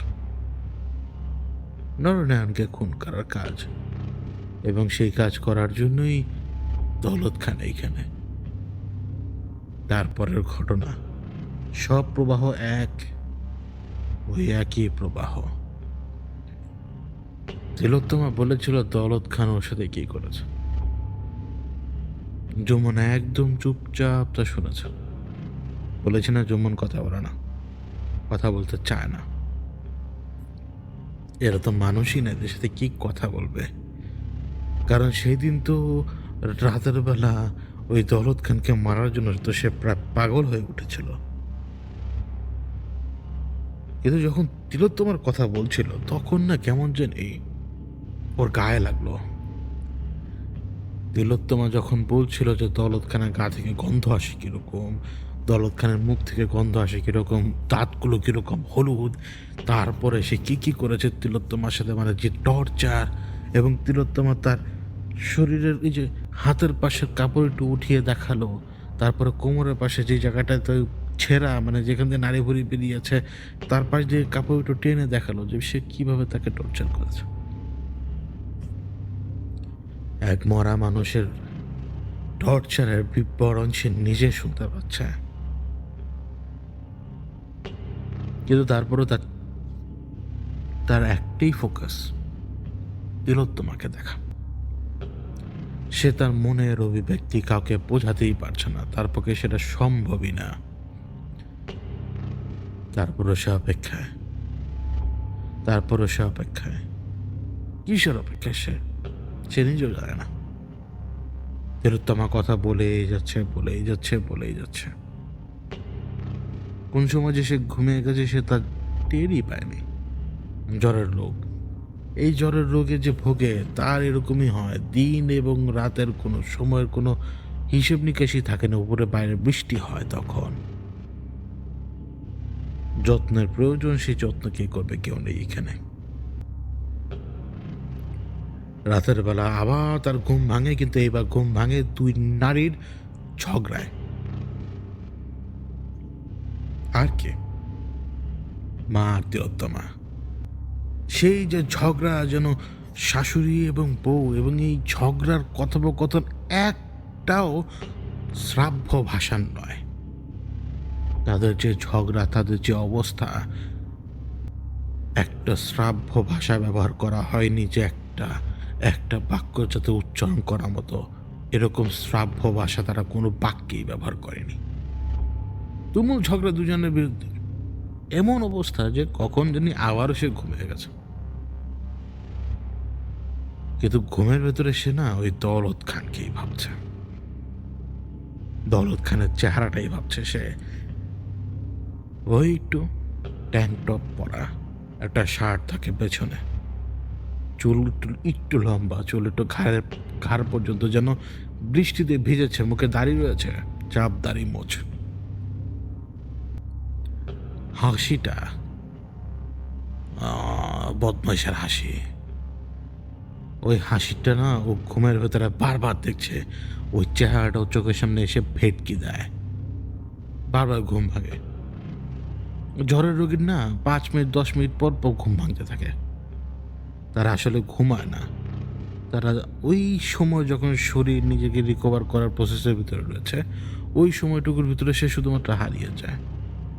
মানে তার আর ওই সময়টুকুর কথা মনে থাকে না, তার শুধু মনে হয় সে ঘুমে।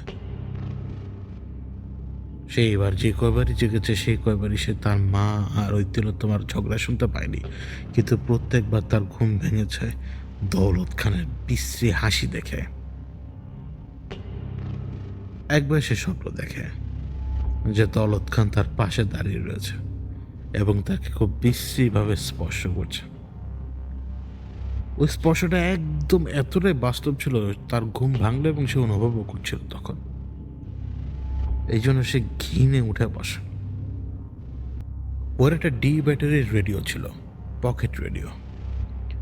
যখন উঠে বসে ওর এই ডি ব্যাটারির রেডিওটা অটো টিউন হচ্ছিল কিভাবে জানি। অবশ্য ব্যাটারিতে চার্জ ছিল না, কারণ ওই ডি ব্যাটারি ওই সময়ের দিকে বাজার থেকে নিয়ে আসতে হতো ওকে। তো ও একটু সমস্যা দেখা দিয়েছিল, চার্জজনিত সমস্যা। কিন্তু অটো টিউনে একটা গান হুট করে চলতে শুরু করে এবং গানটা ওই ইন্ডিয়ান বর্ডারের চ্যানেল থেকেই ওই কানেক্টেড হওয়ার পরে ওই রেডিওতে ব্রডকাস্ট হয়।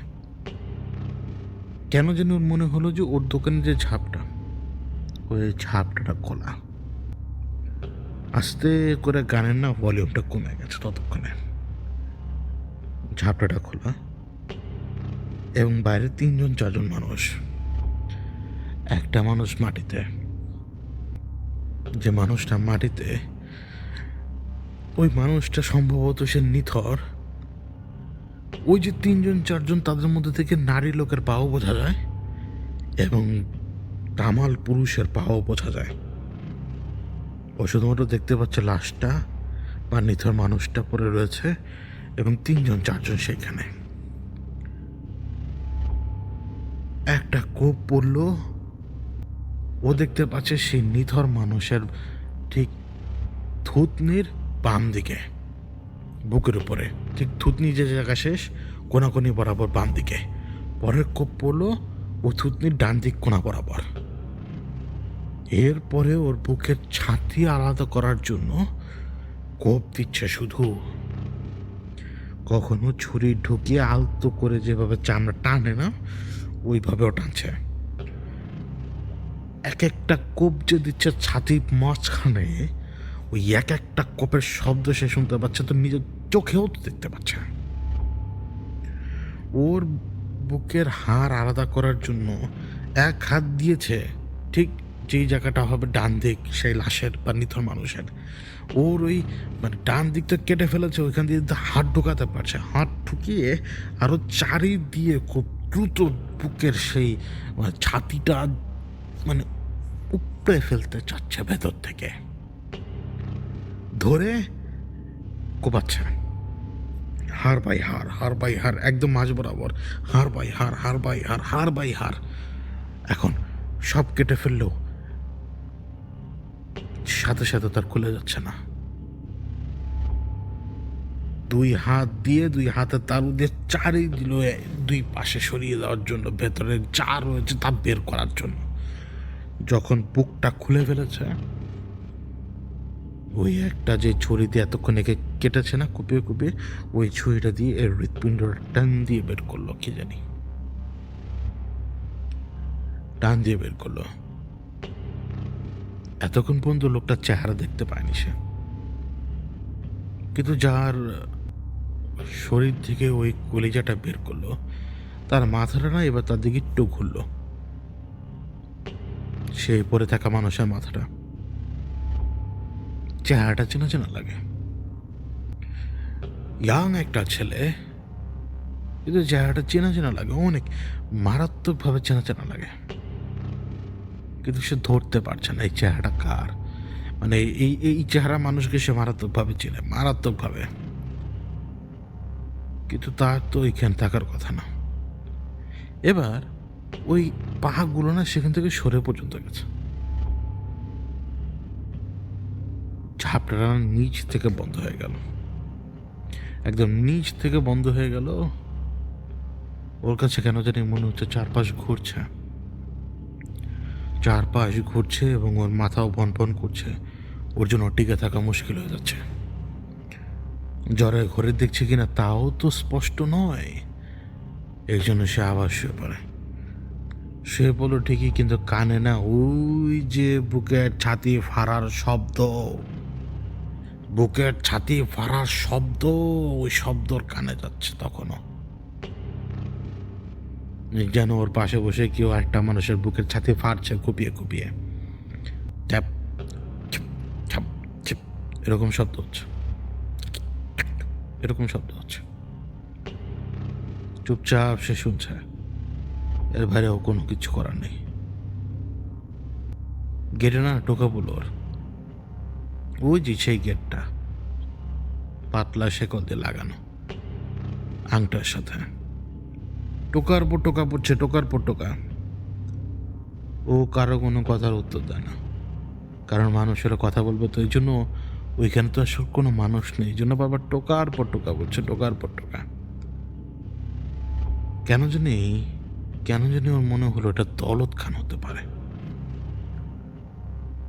তো সে উঠে বসলো, বসার পর পরই তার চোখের সামনে তার মা বসা, এবং তার মা না বীর করছে সমানে, সেই একই রকমের বীর।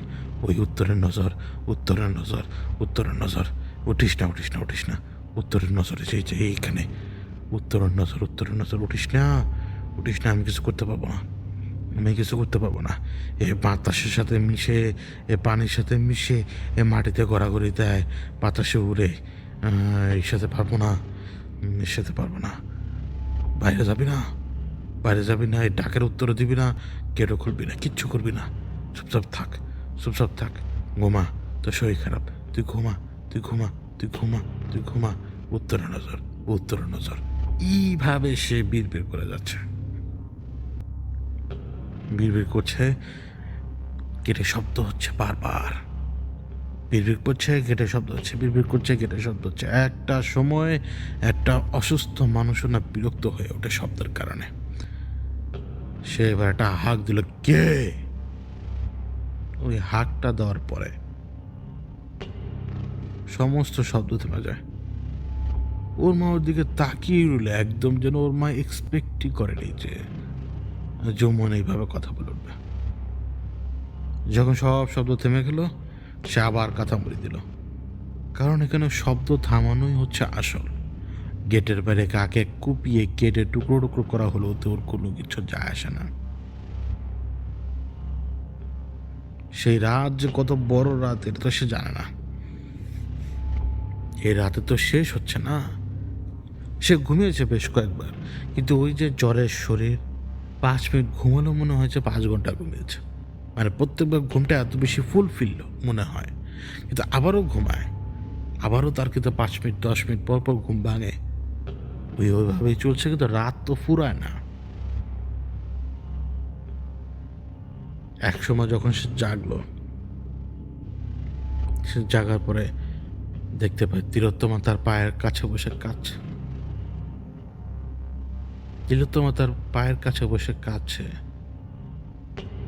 এবার না জুম্মন না একটু বেখেয়ালে বলে বসলো,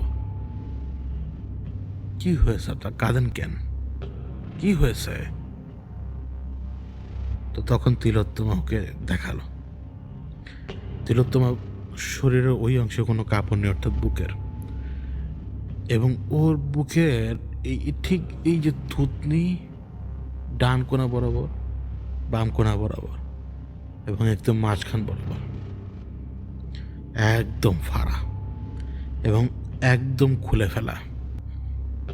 বুকের ছাদি এমনভাবে খুলে ফেলা যে পুরো দেহটার ধরনই বদলে গেছে, যেন বুকের ছাতি এমনভাবে সরে গেছে ডানে এবং বামে যে ভেতর থেকে বিস্ফোরণ হয়েছে, কিন্তু ওর ভেতরে ওর কোনো হার্ট নেই, ওর কলিজাটা নেই। তিলোত্তমা তখন তাকে বলছিল যে আমার আমার কলিজাটা আমার কাছে নাই, আমার কলিজাটা কই, বলতে পারবেন? তখন না কি জানি হলো জুম্মনের ভেতরে, ভূতের প্রতি ভালোবাসা জেগে উঠেছে বেটার, বুইরা বেটার।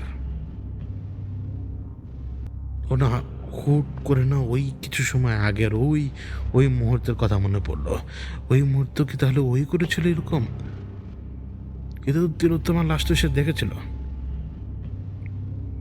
তিলোত্তমা বুক তো কেউ ফাড়েনি। এখন কি তাহলে ওর লাশ পাওয়া গেছে, অথবা ময়নাতদন্ত হচ্ছে বা কোনো কিছু? ঠিক ওই সময় না ঝাঁকি দিয়ে উঠল তিলোত্তমা, যেন এমনভাবে ঝাঁকি দিয়ে উঠলো যেন ইলেকট্রিক শক খেলো দুইবারই। আবারও তৃতীয়বারের মতো আচমকা সে ঝাঁকি দিয়ে উঠল, যেটা জুম্মন বুঝতে পারছে যে হয়তো শরীরে আরো অন্য কোনো কিছু হয়তো কাটা পড়ছে এখন। হয়তো ওই মুহূর্তে কারোর টেবিলের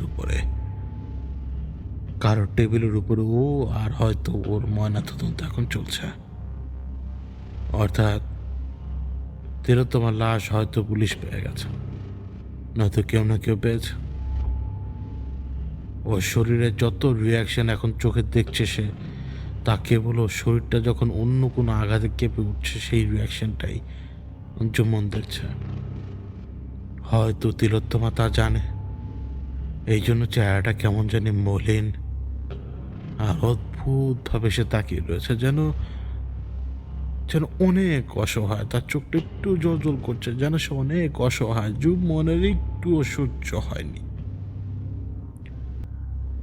এই চেহারাটা ওর মনের ভেতরে এমনভাবে গেঁথে গেছে যে ওর কোনো কিছুই ভাল লাগছে না। আর এই যে যখন এত মায়া ভরা চেহারা, এই চেহারা যখন চোখটা একটু ছলছল করছে,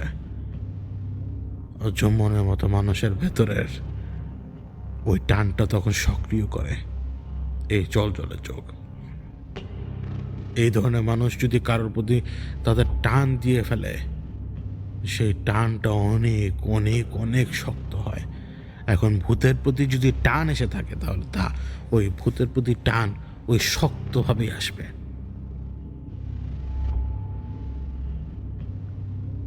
তিলোত্তমার দিকে সে তাকিয়ে রয়েছে। সে খেয়ালও করেনি যে জ্বরের কারণে সে আবার ওই বসা অবস্থায় ঘুমিয়ে গিয়েছিল।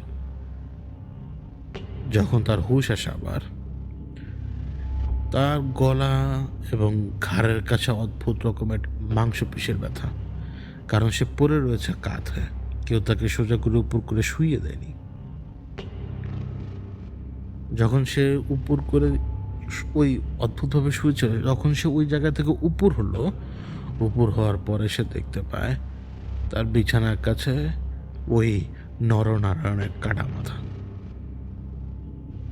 নরনারায়ণের কাটা মাথা বলছিল, সাহেব, ও কিন্তু আমার গলা কাটছে। আপনি জানেন না ও কি করেছে আমার সাথে? আমি আপনাকে বলতে চাই, ও আমাকে অনেক কষ্ট দিয়েছে, অনেক কষ্ট দিছে। আমি আপনাকে বলি, কারণ আপনাকে যদি না বলি তাহলে বিচার করবে কি বলেন? সাহেব, আপনি বিচার করবেন। ও আমাকে মারার আগে আমি যে সময় একটু হুঁশেছিলাম, আমার গলা কিছুটা কাটছে, পুরাপুরি কাটে নাই, তখনও আমার সাথে অসভ্যতা করছে। জনাব, আপনি বিচার করবেন। ও আমার সাথে অসভ্যতা করছে। ও এরপরে আমার মরা লাশের সাথে অসভ্যতা করতে চাইছে, কিন্তু ওর সহযোগীরা দেয় নাই। আপনি এর বিচার করবেন তো? আপনি সারা কে বিচার করবে বলুন? কার কাছে যে বলবো ওই নরনারায়ণের সাথে সে অসভ্যতা করছে? হ্যাঁ, দৌলত খান। কিভাবে বলবো, কাকে বলবো? আপনি আমার পরিবারের একটু খেয়াল রাখবেন। আমার পরিবারটা না কেউ নাই, ওরা জানতে পারবে না। নরনারায়ণের কথা শেষ হবার আগে ঠিক ওই মুহূর্তেই এরকম শব্দ হয়। এই শব্দটা হয় ঝাপটার যে দরজাটা রয়েছে সেই দরজাটায়। নরনারায়ণ একদম চুপ, কিছুটা ধাতস্থ হয়ে জুম্মানু জিজ্ঞেস করলো, বাইরে কে? ওইখান থেকে উত্তর হলো, আমি উস্তাদ, একটু ঝাড়টা খোলেন, কথা আছে। যার কণ্ঠ সে শুনলো তাকে কেন জানি মনে হলো দৌলত খান। অবশ্য তার সাথে একবার তার কথা হয়েছিল, কিন্তু আবছাভাবে মনে হলো এটা দৌলত খান। ওই আবছাভাবে মনে হওয়াটা সাথে সাথেই কনফার্ম হলো যখন সে নরনারায়ণের কাটা মাথার দিকে তাকালো। ওই অন্ধকারে নরনারায়ণের কাটা মাথাটার ওই যে চোখ দুটো যে নড়াচড়া করছে তা সে বুঝতে পারত। ওই চোখ দুটোর দিকে তাকিয়ে সে বুঝতে পেরেছে যে বাইরে দৌলত খানই দাঁড়ানো। দৌলত খান, যার ব্যাপারে সে এত কথা শুনেছে আজ রাতে। বাইরে বৃষ্টি হচ্ছে, তুমুল বৃষ্টি। এখন আবার জ্বরের শরীরে এসে যখন উঠে দাঁড়ায়, ওই এক কোণে নিভু নিভুভাবে জ্বলতে থাকা হারিকেনে আলোতে চারপাশ দেখে তার মনে হলো যে পুরো ঘরের ভিতরে কুয়াশা। কুয়াশা নয়, জ্বরের কারণে চোখ ঝাপসা দেখতে শুরু করেছে। এখন জিজ্ঞেস করলো ওইখান থেকে দাঁড়িয়ে যে কি কাজ বল। আবারও ঝাপটার পেছন থেকে দৌলত খান বলল, আরে হলেন না জাপ খান। নয়নে কাটা মুন্ডুটা কখন জানি পালিয়েছে। ঝাঁপ খোলার পরে দৌলত খান দাঁড়ায়, ওই একই রকম, চুলগুলো ভেজা, ঘাড় পর্যন্ত, মুখে একটা হাসি। সে তখন জুমনের উদ্দেশ্যে বলল, ক্ষুধা লাগছে, কিছু খানার ব্যবস্থা করে দেবেন। জুমন বলল যে এখানে কোনো খানার পিনার ব্যবস্থা নেই, আমার নিজেরই শরীর খারাপ। সে বলল, তাহলে এক প্যাকেট বিস্কুট দেন। এই কথাকে সে কিভাবে অমান্য করবে? এক প্যাকেট বিস্কুট তার হাতে তুলে দিল। সে বাম হাত দিয়ে ধরে ডান হাতে নিয়ে সে হাত দিয়ে তার হাতে দিল। হাতে দেওয়ার সময় একটু এমনভাবে দিল যেন কিছুটা বিরক্ত আর কিছুটা ইচ্ছা করে ধাক্কা দেওয়ার মতো করে। দৌলত খান সেটা বুঝতে পারল। ওই প্যাকেটটা বিস্কুটের প্যাকেট, তার ভাষায় বিস্কুট। সে বিস্কুটের প্যাকেট হাতে নিয়ে একটু সালাম করার মতো করে হাঁটা দিয়ে দিল বৃষ্টির ভেতরে। কোন দিকে গেল সে তা জানে না। ঝাপটাটা খোলার পরে বাইরের ঠান্ডা বাতাস ভেতরে ঢুকলো নাকি তা সে বুঝে উঠতে পারেনি, কারণ প্রচণ্ড শীত লাগতে শুরু করেছে। কিন্তু এই অবস্থাতেও সে বাইরে বেরোয় আবারও। এবার যখন বৃষ্টির পানিগুলো তাকে ছুঁয়ে যাচ্ছে, তার শরীরে তাপমাত্রা নেমে যাচ্ছে, মুখে স্বাদ ফিরতে শুরু করেছে, চোখের ঝাপসা ভাবটা কেটে যাচ্ছে, একটা গরম ভাব শরীর থেকে নেমে যাচ্ছে রীতিমতো। কিছু সময়ের ভেতরে তার শরীর এতটা সুস্থ হয়ে উঠলো যা সে কল্পনা করতে পারেনি। ওই বৃষ্টিতে দাঁড়িয়ে থাকা অবস্থায় সে ভেতরে ঢুকলো, নিজের কাপড় বদলালো। হারিকেনটা এখন তুমুল বেগে জ্বলছে, চারপাশ আলোকিত।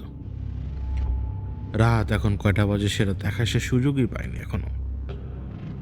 সেটা দেখবে দেখবে এরকম করছে সে, কিন্তু তার প্রচণ্ডভাবে ইচ্ছা করছে রান্না করার।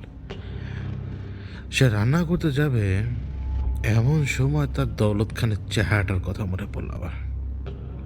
এবং দৌলত খানের চেহারার কথা মনে পড়া মাত্রই তার সাথে সাথে মনে পড়লো এক একটা শব্দ, এক একটা বাক্য। সে উঠে ট্রাঙ্কের কাছে দাঁড়ায়। এই ট্রাঙ্কের কাছেই তো সেদিন সে বসা ছিল না, যখন তাকে দাঁত দিয়ে কোপানোর চেষ্টা করেছিল। সে দাঁড়টা সে আবারও তুলে নেয়। হারিকেনটা সেই ট্রাঙ্কের উপরে সে রাখলো এবং দাঁটাকে সে ভালো করে দেখার চেষ্টা করলো। সে দাঁটাকে যখন ভালো করে দেখার চেষ্টা করছে, দায়ের উপরে যখন আলোটা পড়ছে, ঠিক সেই সময় পাশ থেকে হুট করে কথা বলে উঠল দৌলত খান, একদম ওর বাম পাশে দাঁড়ানো। একটা বিশ্রী হাসি দেশে বলে, উস্তাদ, আমার কোবানের শখ জাগছে আবার। এত শখ জাগে কেন আপনার? এতগুলা বছর বসে তাইকে কোপানোর শিখা বন্ধই করে দিচ্ছেন একদম। এখন আবার আমার কোপানের এত শখ জাগলো কেন? কি কইসা এই সামনে নরনারায়ণ আর ওই মাগি আমার নামে কথা লাগাই দিয়ে গেছে। মরার পরও মাগি কথা লাগানো একদম ওস্তাদ। আর ওই হিন্দু বেটা, ওর কথা আপনি কেমনে বিশ্বাস করলেন ওস্তাদ? বিশ্বাস করেন তো অন্তরের ভেতরে তো দেখতে পারতেছে আমার কোবানের লেগে না আপনি একেবারে উত্তেজিত ওস্তাদ। ওই সময় জুম্মনের দিকে একদম নিজের নজর সে লক করে রেখেছে রীতিমতো। জুম্মন ওর দিকে তাকায়, ঠোঁটটা চওড়া, দাঁতগুলো দেখা যায় ভেতরে। কার দাঁত? দৌলত খানের। চওড়া একটা হাসি ওর মুখে। জুম্মন দাঁটার দিকে আবার তাকালো। জুম্মনের হিসেবটা হচ্ছে ও গলা কাটতে কতক্ষণ সময় লাগবে এই দাও দিয়ে। বেশিক্ষণ লাগবে না, কিন্তু হাড়ের কাছে এসে আটকে যাবে। হাড়ের কাছে এসে আটকে গেলে শক্তি ব্যবহার করে ঠিক হাড়টাকে আলাদা করে ফেলতে হবে। বড় জোর 6-7 ঘাইতে হয়ে যাবে, নিচে একটা ইট রাখলেই হবে। আর যদি সাপোর্ট না পায় তাহলে কাটতে অসুবিধা হবে। দৌলত খান এই কথাটা বুঝতে পারল রীতিমতো। বুঝতে পেরে সে যে 2 হাত পিছে সরে গেছে। জুম্মন ওদিকে তাকালো। জুম্মনের চেহারায় ওই সে ভয়ঙ্কর একটা চিলিক মারা হাসি। দৌলত খান বেটা ভূত হইলেও ডরাইছে। ডরে তো সে 2 পা সরছিল না, এবার একেবারে বাইরে গেছে। জুম্মন জুম্মন এতে যেন খুশি হলো। মানে যখন আপনি কোনো কিছুর উপর কর্তৃত্ব লাভ করবেন এবং যখন আপনি সেই কর্তৃত্ব অনুভব করবেন, যখন আপনি চাইলেই একটা ভয়ঙ্কর কর্মকাণ্ড এক মুহূর্তে করে ফেলতে পারবেন, তখন আপনি এই রকম খুশি, যে খুশিটা এক ধরনের পৈশাচিক খুশি, সেই খুশিটা আপনি টের পাবেন। জুম্মন তখন দাওটার দিকে তাকিয়ে রয়েছে নির্দ্বিধায়। এমনকি যদি নরনারায়ণের মাথাটা যদি সে পায়, ওই মাথার উপরে ডাব মনে করে সে চাইলে একটা কোপও দিতে পারে। মনে মনে সে এইভাবে ভাবল একটু। তারপরে সে নিজের কাজ করতে ব্যস্ত হয়ে গেল, কিন্তু বাইরে তখন অন্ধকার। এতটা ফ্রেশ লাগছিল তার যে সে পুরো দোকানটাই খুলে ফেললো রাতের বেলা। অর্থাৎ সকালে যেভাবে দোকান খোলে মানুষজন, ঠিক সেভাবে, ঠিক যেই জায়গাটায় চা থাকতো, অন্যান্য জিনিসপত্র থাকতো, যে 5 ফিট 5 ফিটের যে মাচাটা, ওই মাচার সামনে যে ঝাপটাগুলো রয়েছে সেই ঝাপটাগুলো সে খুলে দিল। কুপি বাতি জ্বালিয়ে দিল একটা। সেই কুপি বাতি যায় যায় অবস্থা বাতাসের কারণে। হারিকেন তার একটা নেই, এই জন্য হারিকেন করলো কি, সে ঠিক সামনের দিকে ঝুলিয়ে দিল। অর্থাৎ বাইরেও আলো যাচ্ছে, এখন ভেতরও আলো আসছে। উনুন জ্বালানো সমস্ত কিছু সে তৈরি করছে, মানে এক ধরনের ফুর্তি নিজের ভেতরে, কারণ ওই অসুস্থতা তার ভেতর থেকে চলে গেছে। শরীর এখন চাঙ্গা অনুভব হচ্ছে। ঠিক ওই সময় দোকানের সামনে ঠিক একটা ট্রে ঝোলানো থাকতো, যেখানে কেক থাকতো, কেক। সেই ট্রেটার সামনে ওর মা দাঁড়ানো, লাঠি হাতে। ওর মা ওদিকে তাকিয়ে বসে, কি করতেছিস তুই? এখন এগুলা করার সময় হয়েছে? তুমি না বলছি যে উত্তরের নজর তোর উপরে পড়ছে? তুই জানিস আমার কাছে খবর আছে, আমার কাছে খবর আছে এইখানে কোথায় জানি রক্ষা কালিমার মন্দির আছে, ওইখানে ওই জিনিস আসছে। ওই জিনিস ভয়ঙ্কর। তোরে সাবধান থাকা লাগবে রে, তোরে সাবধান থাকা লাগবে। তুই কিন্তু বাইরে যাবি না, বাইরে যদি যাস বিপদ আপদ হইতে পারে। তখন নিজের মাকে সে তখন উত্তর দিল, দৌলত খানের দেখছো নি মা? তখন ওর মা উত্তর দেয়, ওই যারো রে, তুই কি গলা কাটিবার চাসনি? গলা কাটিবার চাইস না? তোর আমি বলে দিই, উত্তরের নজর তোর উপরে খুব ভালোভাবে পড়ছে, সাবধান থাকা লাগবে। যদি সাবধান না থাকিস হিসাব লইবার পাবি না, হিসাব লইবার আগে বড় ধরনের ঘটনা ঘটে যাবে। সাবধান থাক। বাইরে হাওয়া বাতাসের নজর তোর উপরে, সব কিছুর নজর পড়ে গেছে, কিভাবে জানি বুঝতেছি না। এদিকে যাই সেদিকে যাই, যেদিকে যাই সব জায়গায় খালি শুনি তোরে নিয়ে কথা কয়, সাবধান হয়ে যাইস। এই কথাটা বলে বাম দিকে একটু ডোবার মতো রয়েছে, সেই ডোবার দিকে নেমে গেল ওর মা। তখনও কিন্তু অন্ধকার। এই প্রথমবার সে যখন ঘড়িটা হাতে নিল, ওই ঘড়িটা চামড়ার বেল্টের ঘড়ি, ওই ঘড়ির সময় দেখাচ্ছে রাতের 4টা। এখনো সময় বাকি, অন্তত আধা ঘন্টা বাকি, এরকম একটা সময়। অন্তত আধ ঘন্টা বাকি সূর্যের আলো ফুটতে, অথবা 1 ঘন্টা বাকি, কিন্তু তখন অন্ধকার। বৃষ্টি হচ্ছে। একটা বাচ্চার কান্নার শব্দ সে শুনতে পায়। বাচ্চার কান্নার শব্দ সে শুনতে পায়। এরপরে সে শুনতে পায় দৌলত খানের গলা। ও দোকানের সামনে দিয়ে দৌলত খান হেঁটে যাচ্ছে একটা 8-9 বছর বয়সী ছেলেকে নিয়ে। ছেলেটার গায়ে একটা স্যান্ডো গেঞ্জি আর এমন একটা হাফ প্যান্ট, যে হাফ প্যান্টটা তার শুধুমাত্র অতটুকু জায়গায় ঢেকে রাখতে পারবে, অনেকটা জাঙ্গিয়ার মতো। ওই ছেলেটার পিঠে হাত রেখে ওই ছেলেটাকে নিয়ে সে হেঁটে যাচ্ছে। ওর দোকানটাকে সে ক্রস করে চলে গেল এবং তাকে দেখছিল জুম্মন দৌলত খানকে। ঠিক ওই মুহূর্তে কিছুটা দূরে ওরা যখন চলে গেল, ঠিক ওই নদীর পাড়ের মতো জায়গাটায়, সেখানে তুলকালাম ঝগড়া শুরু হয়ে গেল। সে তিলোত্তমার গলা শুনতে পাচ্ছে, সে দৌলত খানের গলা শুনতে পাচ্ছে এবং সে বুঝতে পারল দৌলত খান তিলোত্তমার গায়ে হাত তুলেছে। তিলোত্তমাকে সে হয়তো মারধর করতে শুরু করেছে, কারণ ওই বৃষ্টির ভেতরও সে কীভাবে জানি বুঝতে পারলো দুটি হাত দিয়ে ঘুষি বা চর মারার শব্দ। মাথায় রক্ত উঠে গেছে তখন। জুম্মনের মাথায় রক্ত এমনভাবে উঠেছে যে সে লাফ দিয়ে নামলো। দাওটা শুধু 2টা কদম লাফিয়ে যে ট্রাঙ্কের উপর থেকে ধরলো, ধরে সে দোকানের বাইরে দৌড়িয়ে বেড়ে এলো। যেই মুহূর্তে সে দোকানের বাইরে বেরিয়ে এসছে, সেই মুহূর্তে সে দেখতে পায় মাটির উপরে, ভেজা মাটি কাদার উপরে তিলোত্তমাকে ফেলে রেখে তিলোত্তমার উপরে চড়ে বসেছে এবং ওই চড়ে বসার ধরনটা অত্যন্ত আপত্তিকর। ও দৌড় দিয়ে গেল, কিন্তু 2 বা 3 কদম দৌড় দিতে দিতে সে পিছলে পড়ে যায়। একটুর জন্য সে ওর চোখের ভেতর ঢুকেনি, এমনকি মাথার পাশ দিয়ে পড়ে গিয়েছে, কারণ নিচে পিছলে পড়ে গিয়েছিল। যে সময় পিছলে পড়ে যায় তখন ও নজর দৌলত খানের উপরে। দৌলত খান সেই সময় দৌড় দিতে শুরু করে সেখান থেকে। দৌলত খান দৌড় দেয়, কিন্তু দৌড় দিতে গিয়ে সেও পিছলে পড়ে, কিন্তু ততক্ষণে জুম্মন উপরে উঠে গেছে। দৌলত খান ওঠার আগেই তিলোত্তমাকে পাশ কাটিয়ে দৌলত খানের পিঠের উপরে এক কোপ। ওই এক কোপের অনুভূতি সে নিজের হাতে টের পেল।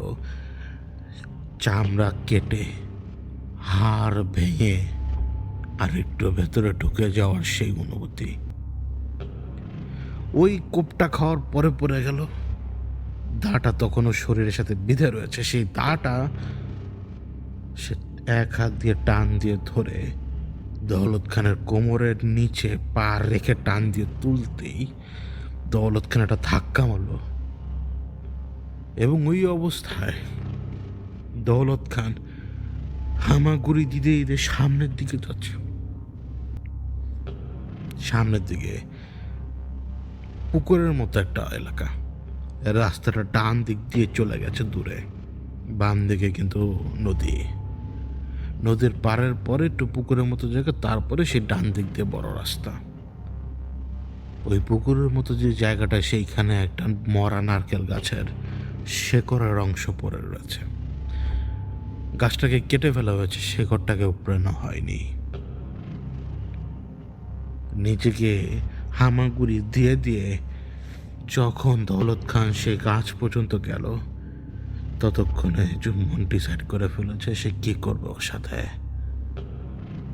ঠিক ওই সময় ও চোখের সামনে ওর মা চলে এলো, আর ওর মা ওর কানে বলছিল, বলা জবা করি দে শয়তানটারে, জবা করি দে, জবা যেমনে মনে চায় এমনি আস্তে ধীরে এমনভাবে জবা করি দে যাতে শালার বেটা না মরতে পারে। এমনভাবে জবা করি দে, বলা এমনভাবে জবা করি দে। ওর মা ওকে একই কথা বারবার বলে যাচ্ছে। ওর মা বলে যাচ্ছে, ওদিকে তিলোত্তমা পেছনের দিক থেকে বলছিল বারবার যে আপনি ওকে মেরে ফেলুন, আপনি ওকে মেরে ফেলুন, আপনি ওকে মেরে ফেলুন। এদিকে আবার সে বাচ্চাটা কোন জায়গায় বসে জানি কান্না করছে। ওই সময় যখন বাচ্চাটা বসে কান্না করছে, ঠিক সেই সময় ভ্যা ভ্যা করে কান্না করছে এক আদি ভৌতিক শব্দে নরনারায়ণ। তার কাটা মাথাটা কান্না করছে এবং কাটা মাথাটা কান্না করছে আর বারবার হায় হায় করে বলছে যে তার পরিবারের কি হবে, তার পরিবারে কি হবে, তার পরিবারে কি হবে। বলা জবা করি দে, জবা জবা করি দে, জবা জবা জবা করি দে, জবা করি দে, সময় নাই, জবা করি দে। ওর মা বারবার ওকে এভাবে বলছিল, ওর মা ওকে বারবার বলছিল, ওর মা ওর কানের কাছে পৌঁছে গেছে। তিলোত্তমা ওর ডান দিক দিয়ে, ওর মা ওর বাম দিক দিয়ে, ওই বাচ্চাটা ওর বাম চোখের কোনার দিক দিয়ে, ডান চোখের কোনার দিক দিয়ে নয়নে কাটামুন্ডু চারজন মিলে বলতে শুরু করেছে, জবা করি দাও, জবা করি দাও, জবা করি দাও, জবা করি দাও। একই কথা বারবার বারবার বারবার ওকে বলছে। ততক্ষণে জুম্মন নিজের ভেতরের সেই সুপ্ত শয়তানটাকে অনুভব করলো, যে সুপ্ত শয়তানটা সব সময় তার সাথে ছিল। ওর হাতের তাটা যে দাঁত এসে কিছুক্ষণ আগেই তো দৌলত খানের পিঠে কোপ মেরেছে না, সে তা নিয়েই এবার দৌলত খানের দিকে তাকিয়ে সে এক কদম দিল। ওর মা বলে উঠলো, জবা করিতে বলা। ও আরেক কদম দিল। তিলোত্তমা বলল, জবাই করে দিন ওকে। ও আরেক কদম দিল। তো বাচ্চাটা বলল, ওকে খুন করে ফেলেন। ও যখন আরেক কদম দিল তখন নয়নায়ণ বললে, ওর সাথে অসভ্যতা করেন। ও এক এক কদম দেয়। ওর মা বলে, ভোলা জবা করি দে। তিলোত্তমা বলে, জবাই করে দেন। বাচ্চাটা বলে, ওকে খুন করে ফেলেন। আর নয়নায়ণ ওকে বলতে থাকে, ওর সাথে অসভ্যতা করেন। এক একজনের কথা শুনতে শুনতে শুনতে শুনতে সে যখন দৌলত খানের সামনে যেয়ে দাঁড়ায়, তখন দৌলত খান ওর দিকে তাকিয়ে হেসে কি বলল জানেন? বললো, জবাই করে দিবেন, জবাই করে দেন। জবাই করে দিলে অসভ্যতা করতে পারবেন না। অসভ্যতা যদি করেন তাহলে আবার জবাই করতে পারবেন না। জবাই করে দিবেন, দেবেননি। ঠিক এই কথাটা সে যখন বলল, যেমন ও থুতনিটা এমনভাবে ধরলো যে ও থুতনি বুড়ো আঙ্গুল আর শাহাদাত আঙ্গুল দিয়ে ধরা, বাকি আঙ্গুলগুলো নাকের উপরে পড়ে গেছে। মনে হবে যে ওকে দেখাতে চায় না যে আমি তোকে এখন জবাই করব। কিন্তু চুম্বন প্রথম কোপটা দিল ওর ডান দিকে, ঠিক থুতনির ডান দিকের নিচে, পরের কোপ থুতনির বাম সাইডের নিচে, ঠিক ওইভাবে যেভাবে সে তিলোত্তমাকে দেখেছিল। তারপরে যখন দুই দিক ফাঁকা হয়ে গেল একটু, তখন দৌলত খান হাসছে। ওই হাসতে থাকা দৌলত খানের বুকের মাঝখানে হাড্ডির উপরে সে কোপের পর কোপ দিচ্ছে। ওদিকে জুম্মানের মা বারবার বলছিল, বলা কি করিস তুই, কোপাস কে, ওরা জবা করি দে, খঙ্কি মগির পুতেরে জবা করি দে। ওই সময় সে ওর মাকে বলল, মারে ওরা জবাই করব না, আমার ওর কলজাটা চাই, কলজা। ওইভাবে সে কুপিয়ে কুপিয়ে কুপিয়ে কুপিয়ে বুকটা ফাড়ল। দৌলত খানের মুখে হাসি, কিন্তু সে জীবিত নেই। মানে মরার আগেও তার মুখে সেই চিত্তহীন হাসি ছিল। বুক ফাড়ার পরে সে কি দেখতে পায় জানেন? এখানে কোনো কলিজা নেই। যখন সে দেখলো কলিজা নেই সহি, তখন তার মাকে উদ্দেশ্য করে বলল, হ্যাঁ মা, এনে কলিজা নাই কেন রে? কলিজা কই ওর?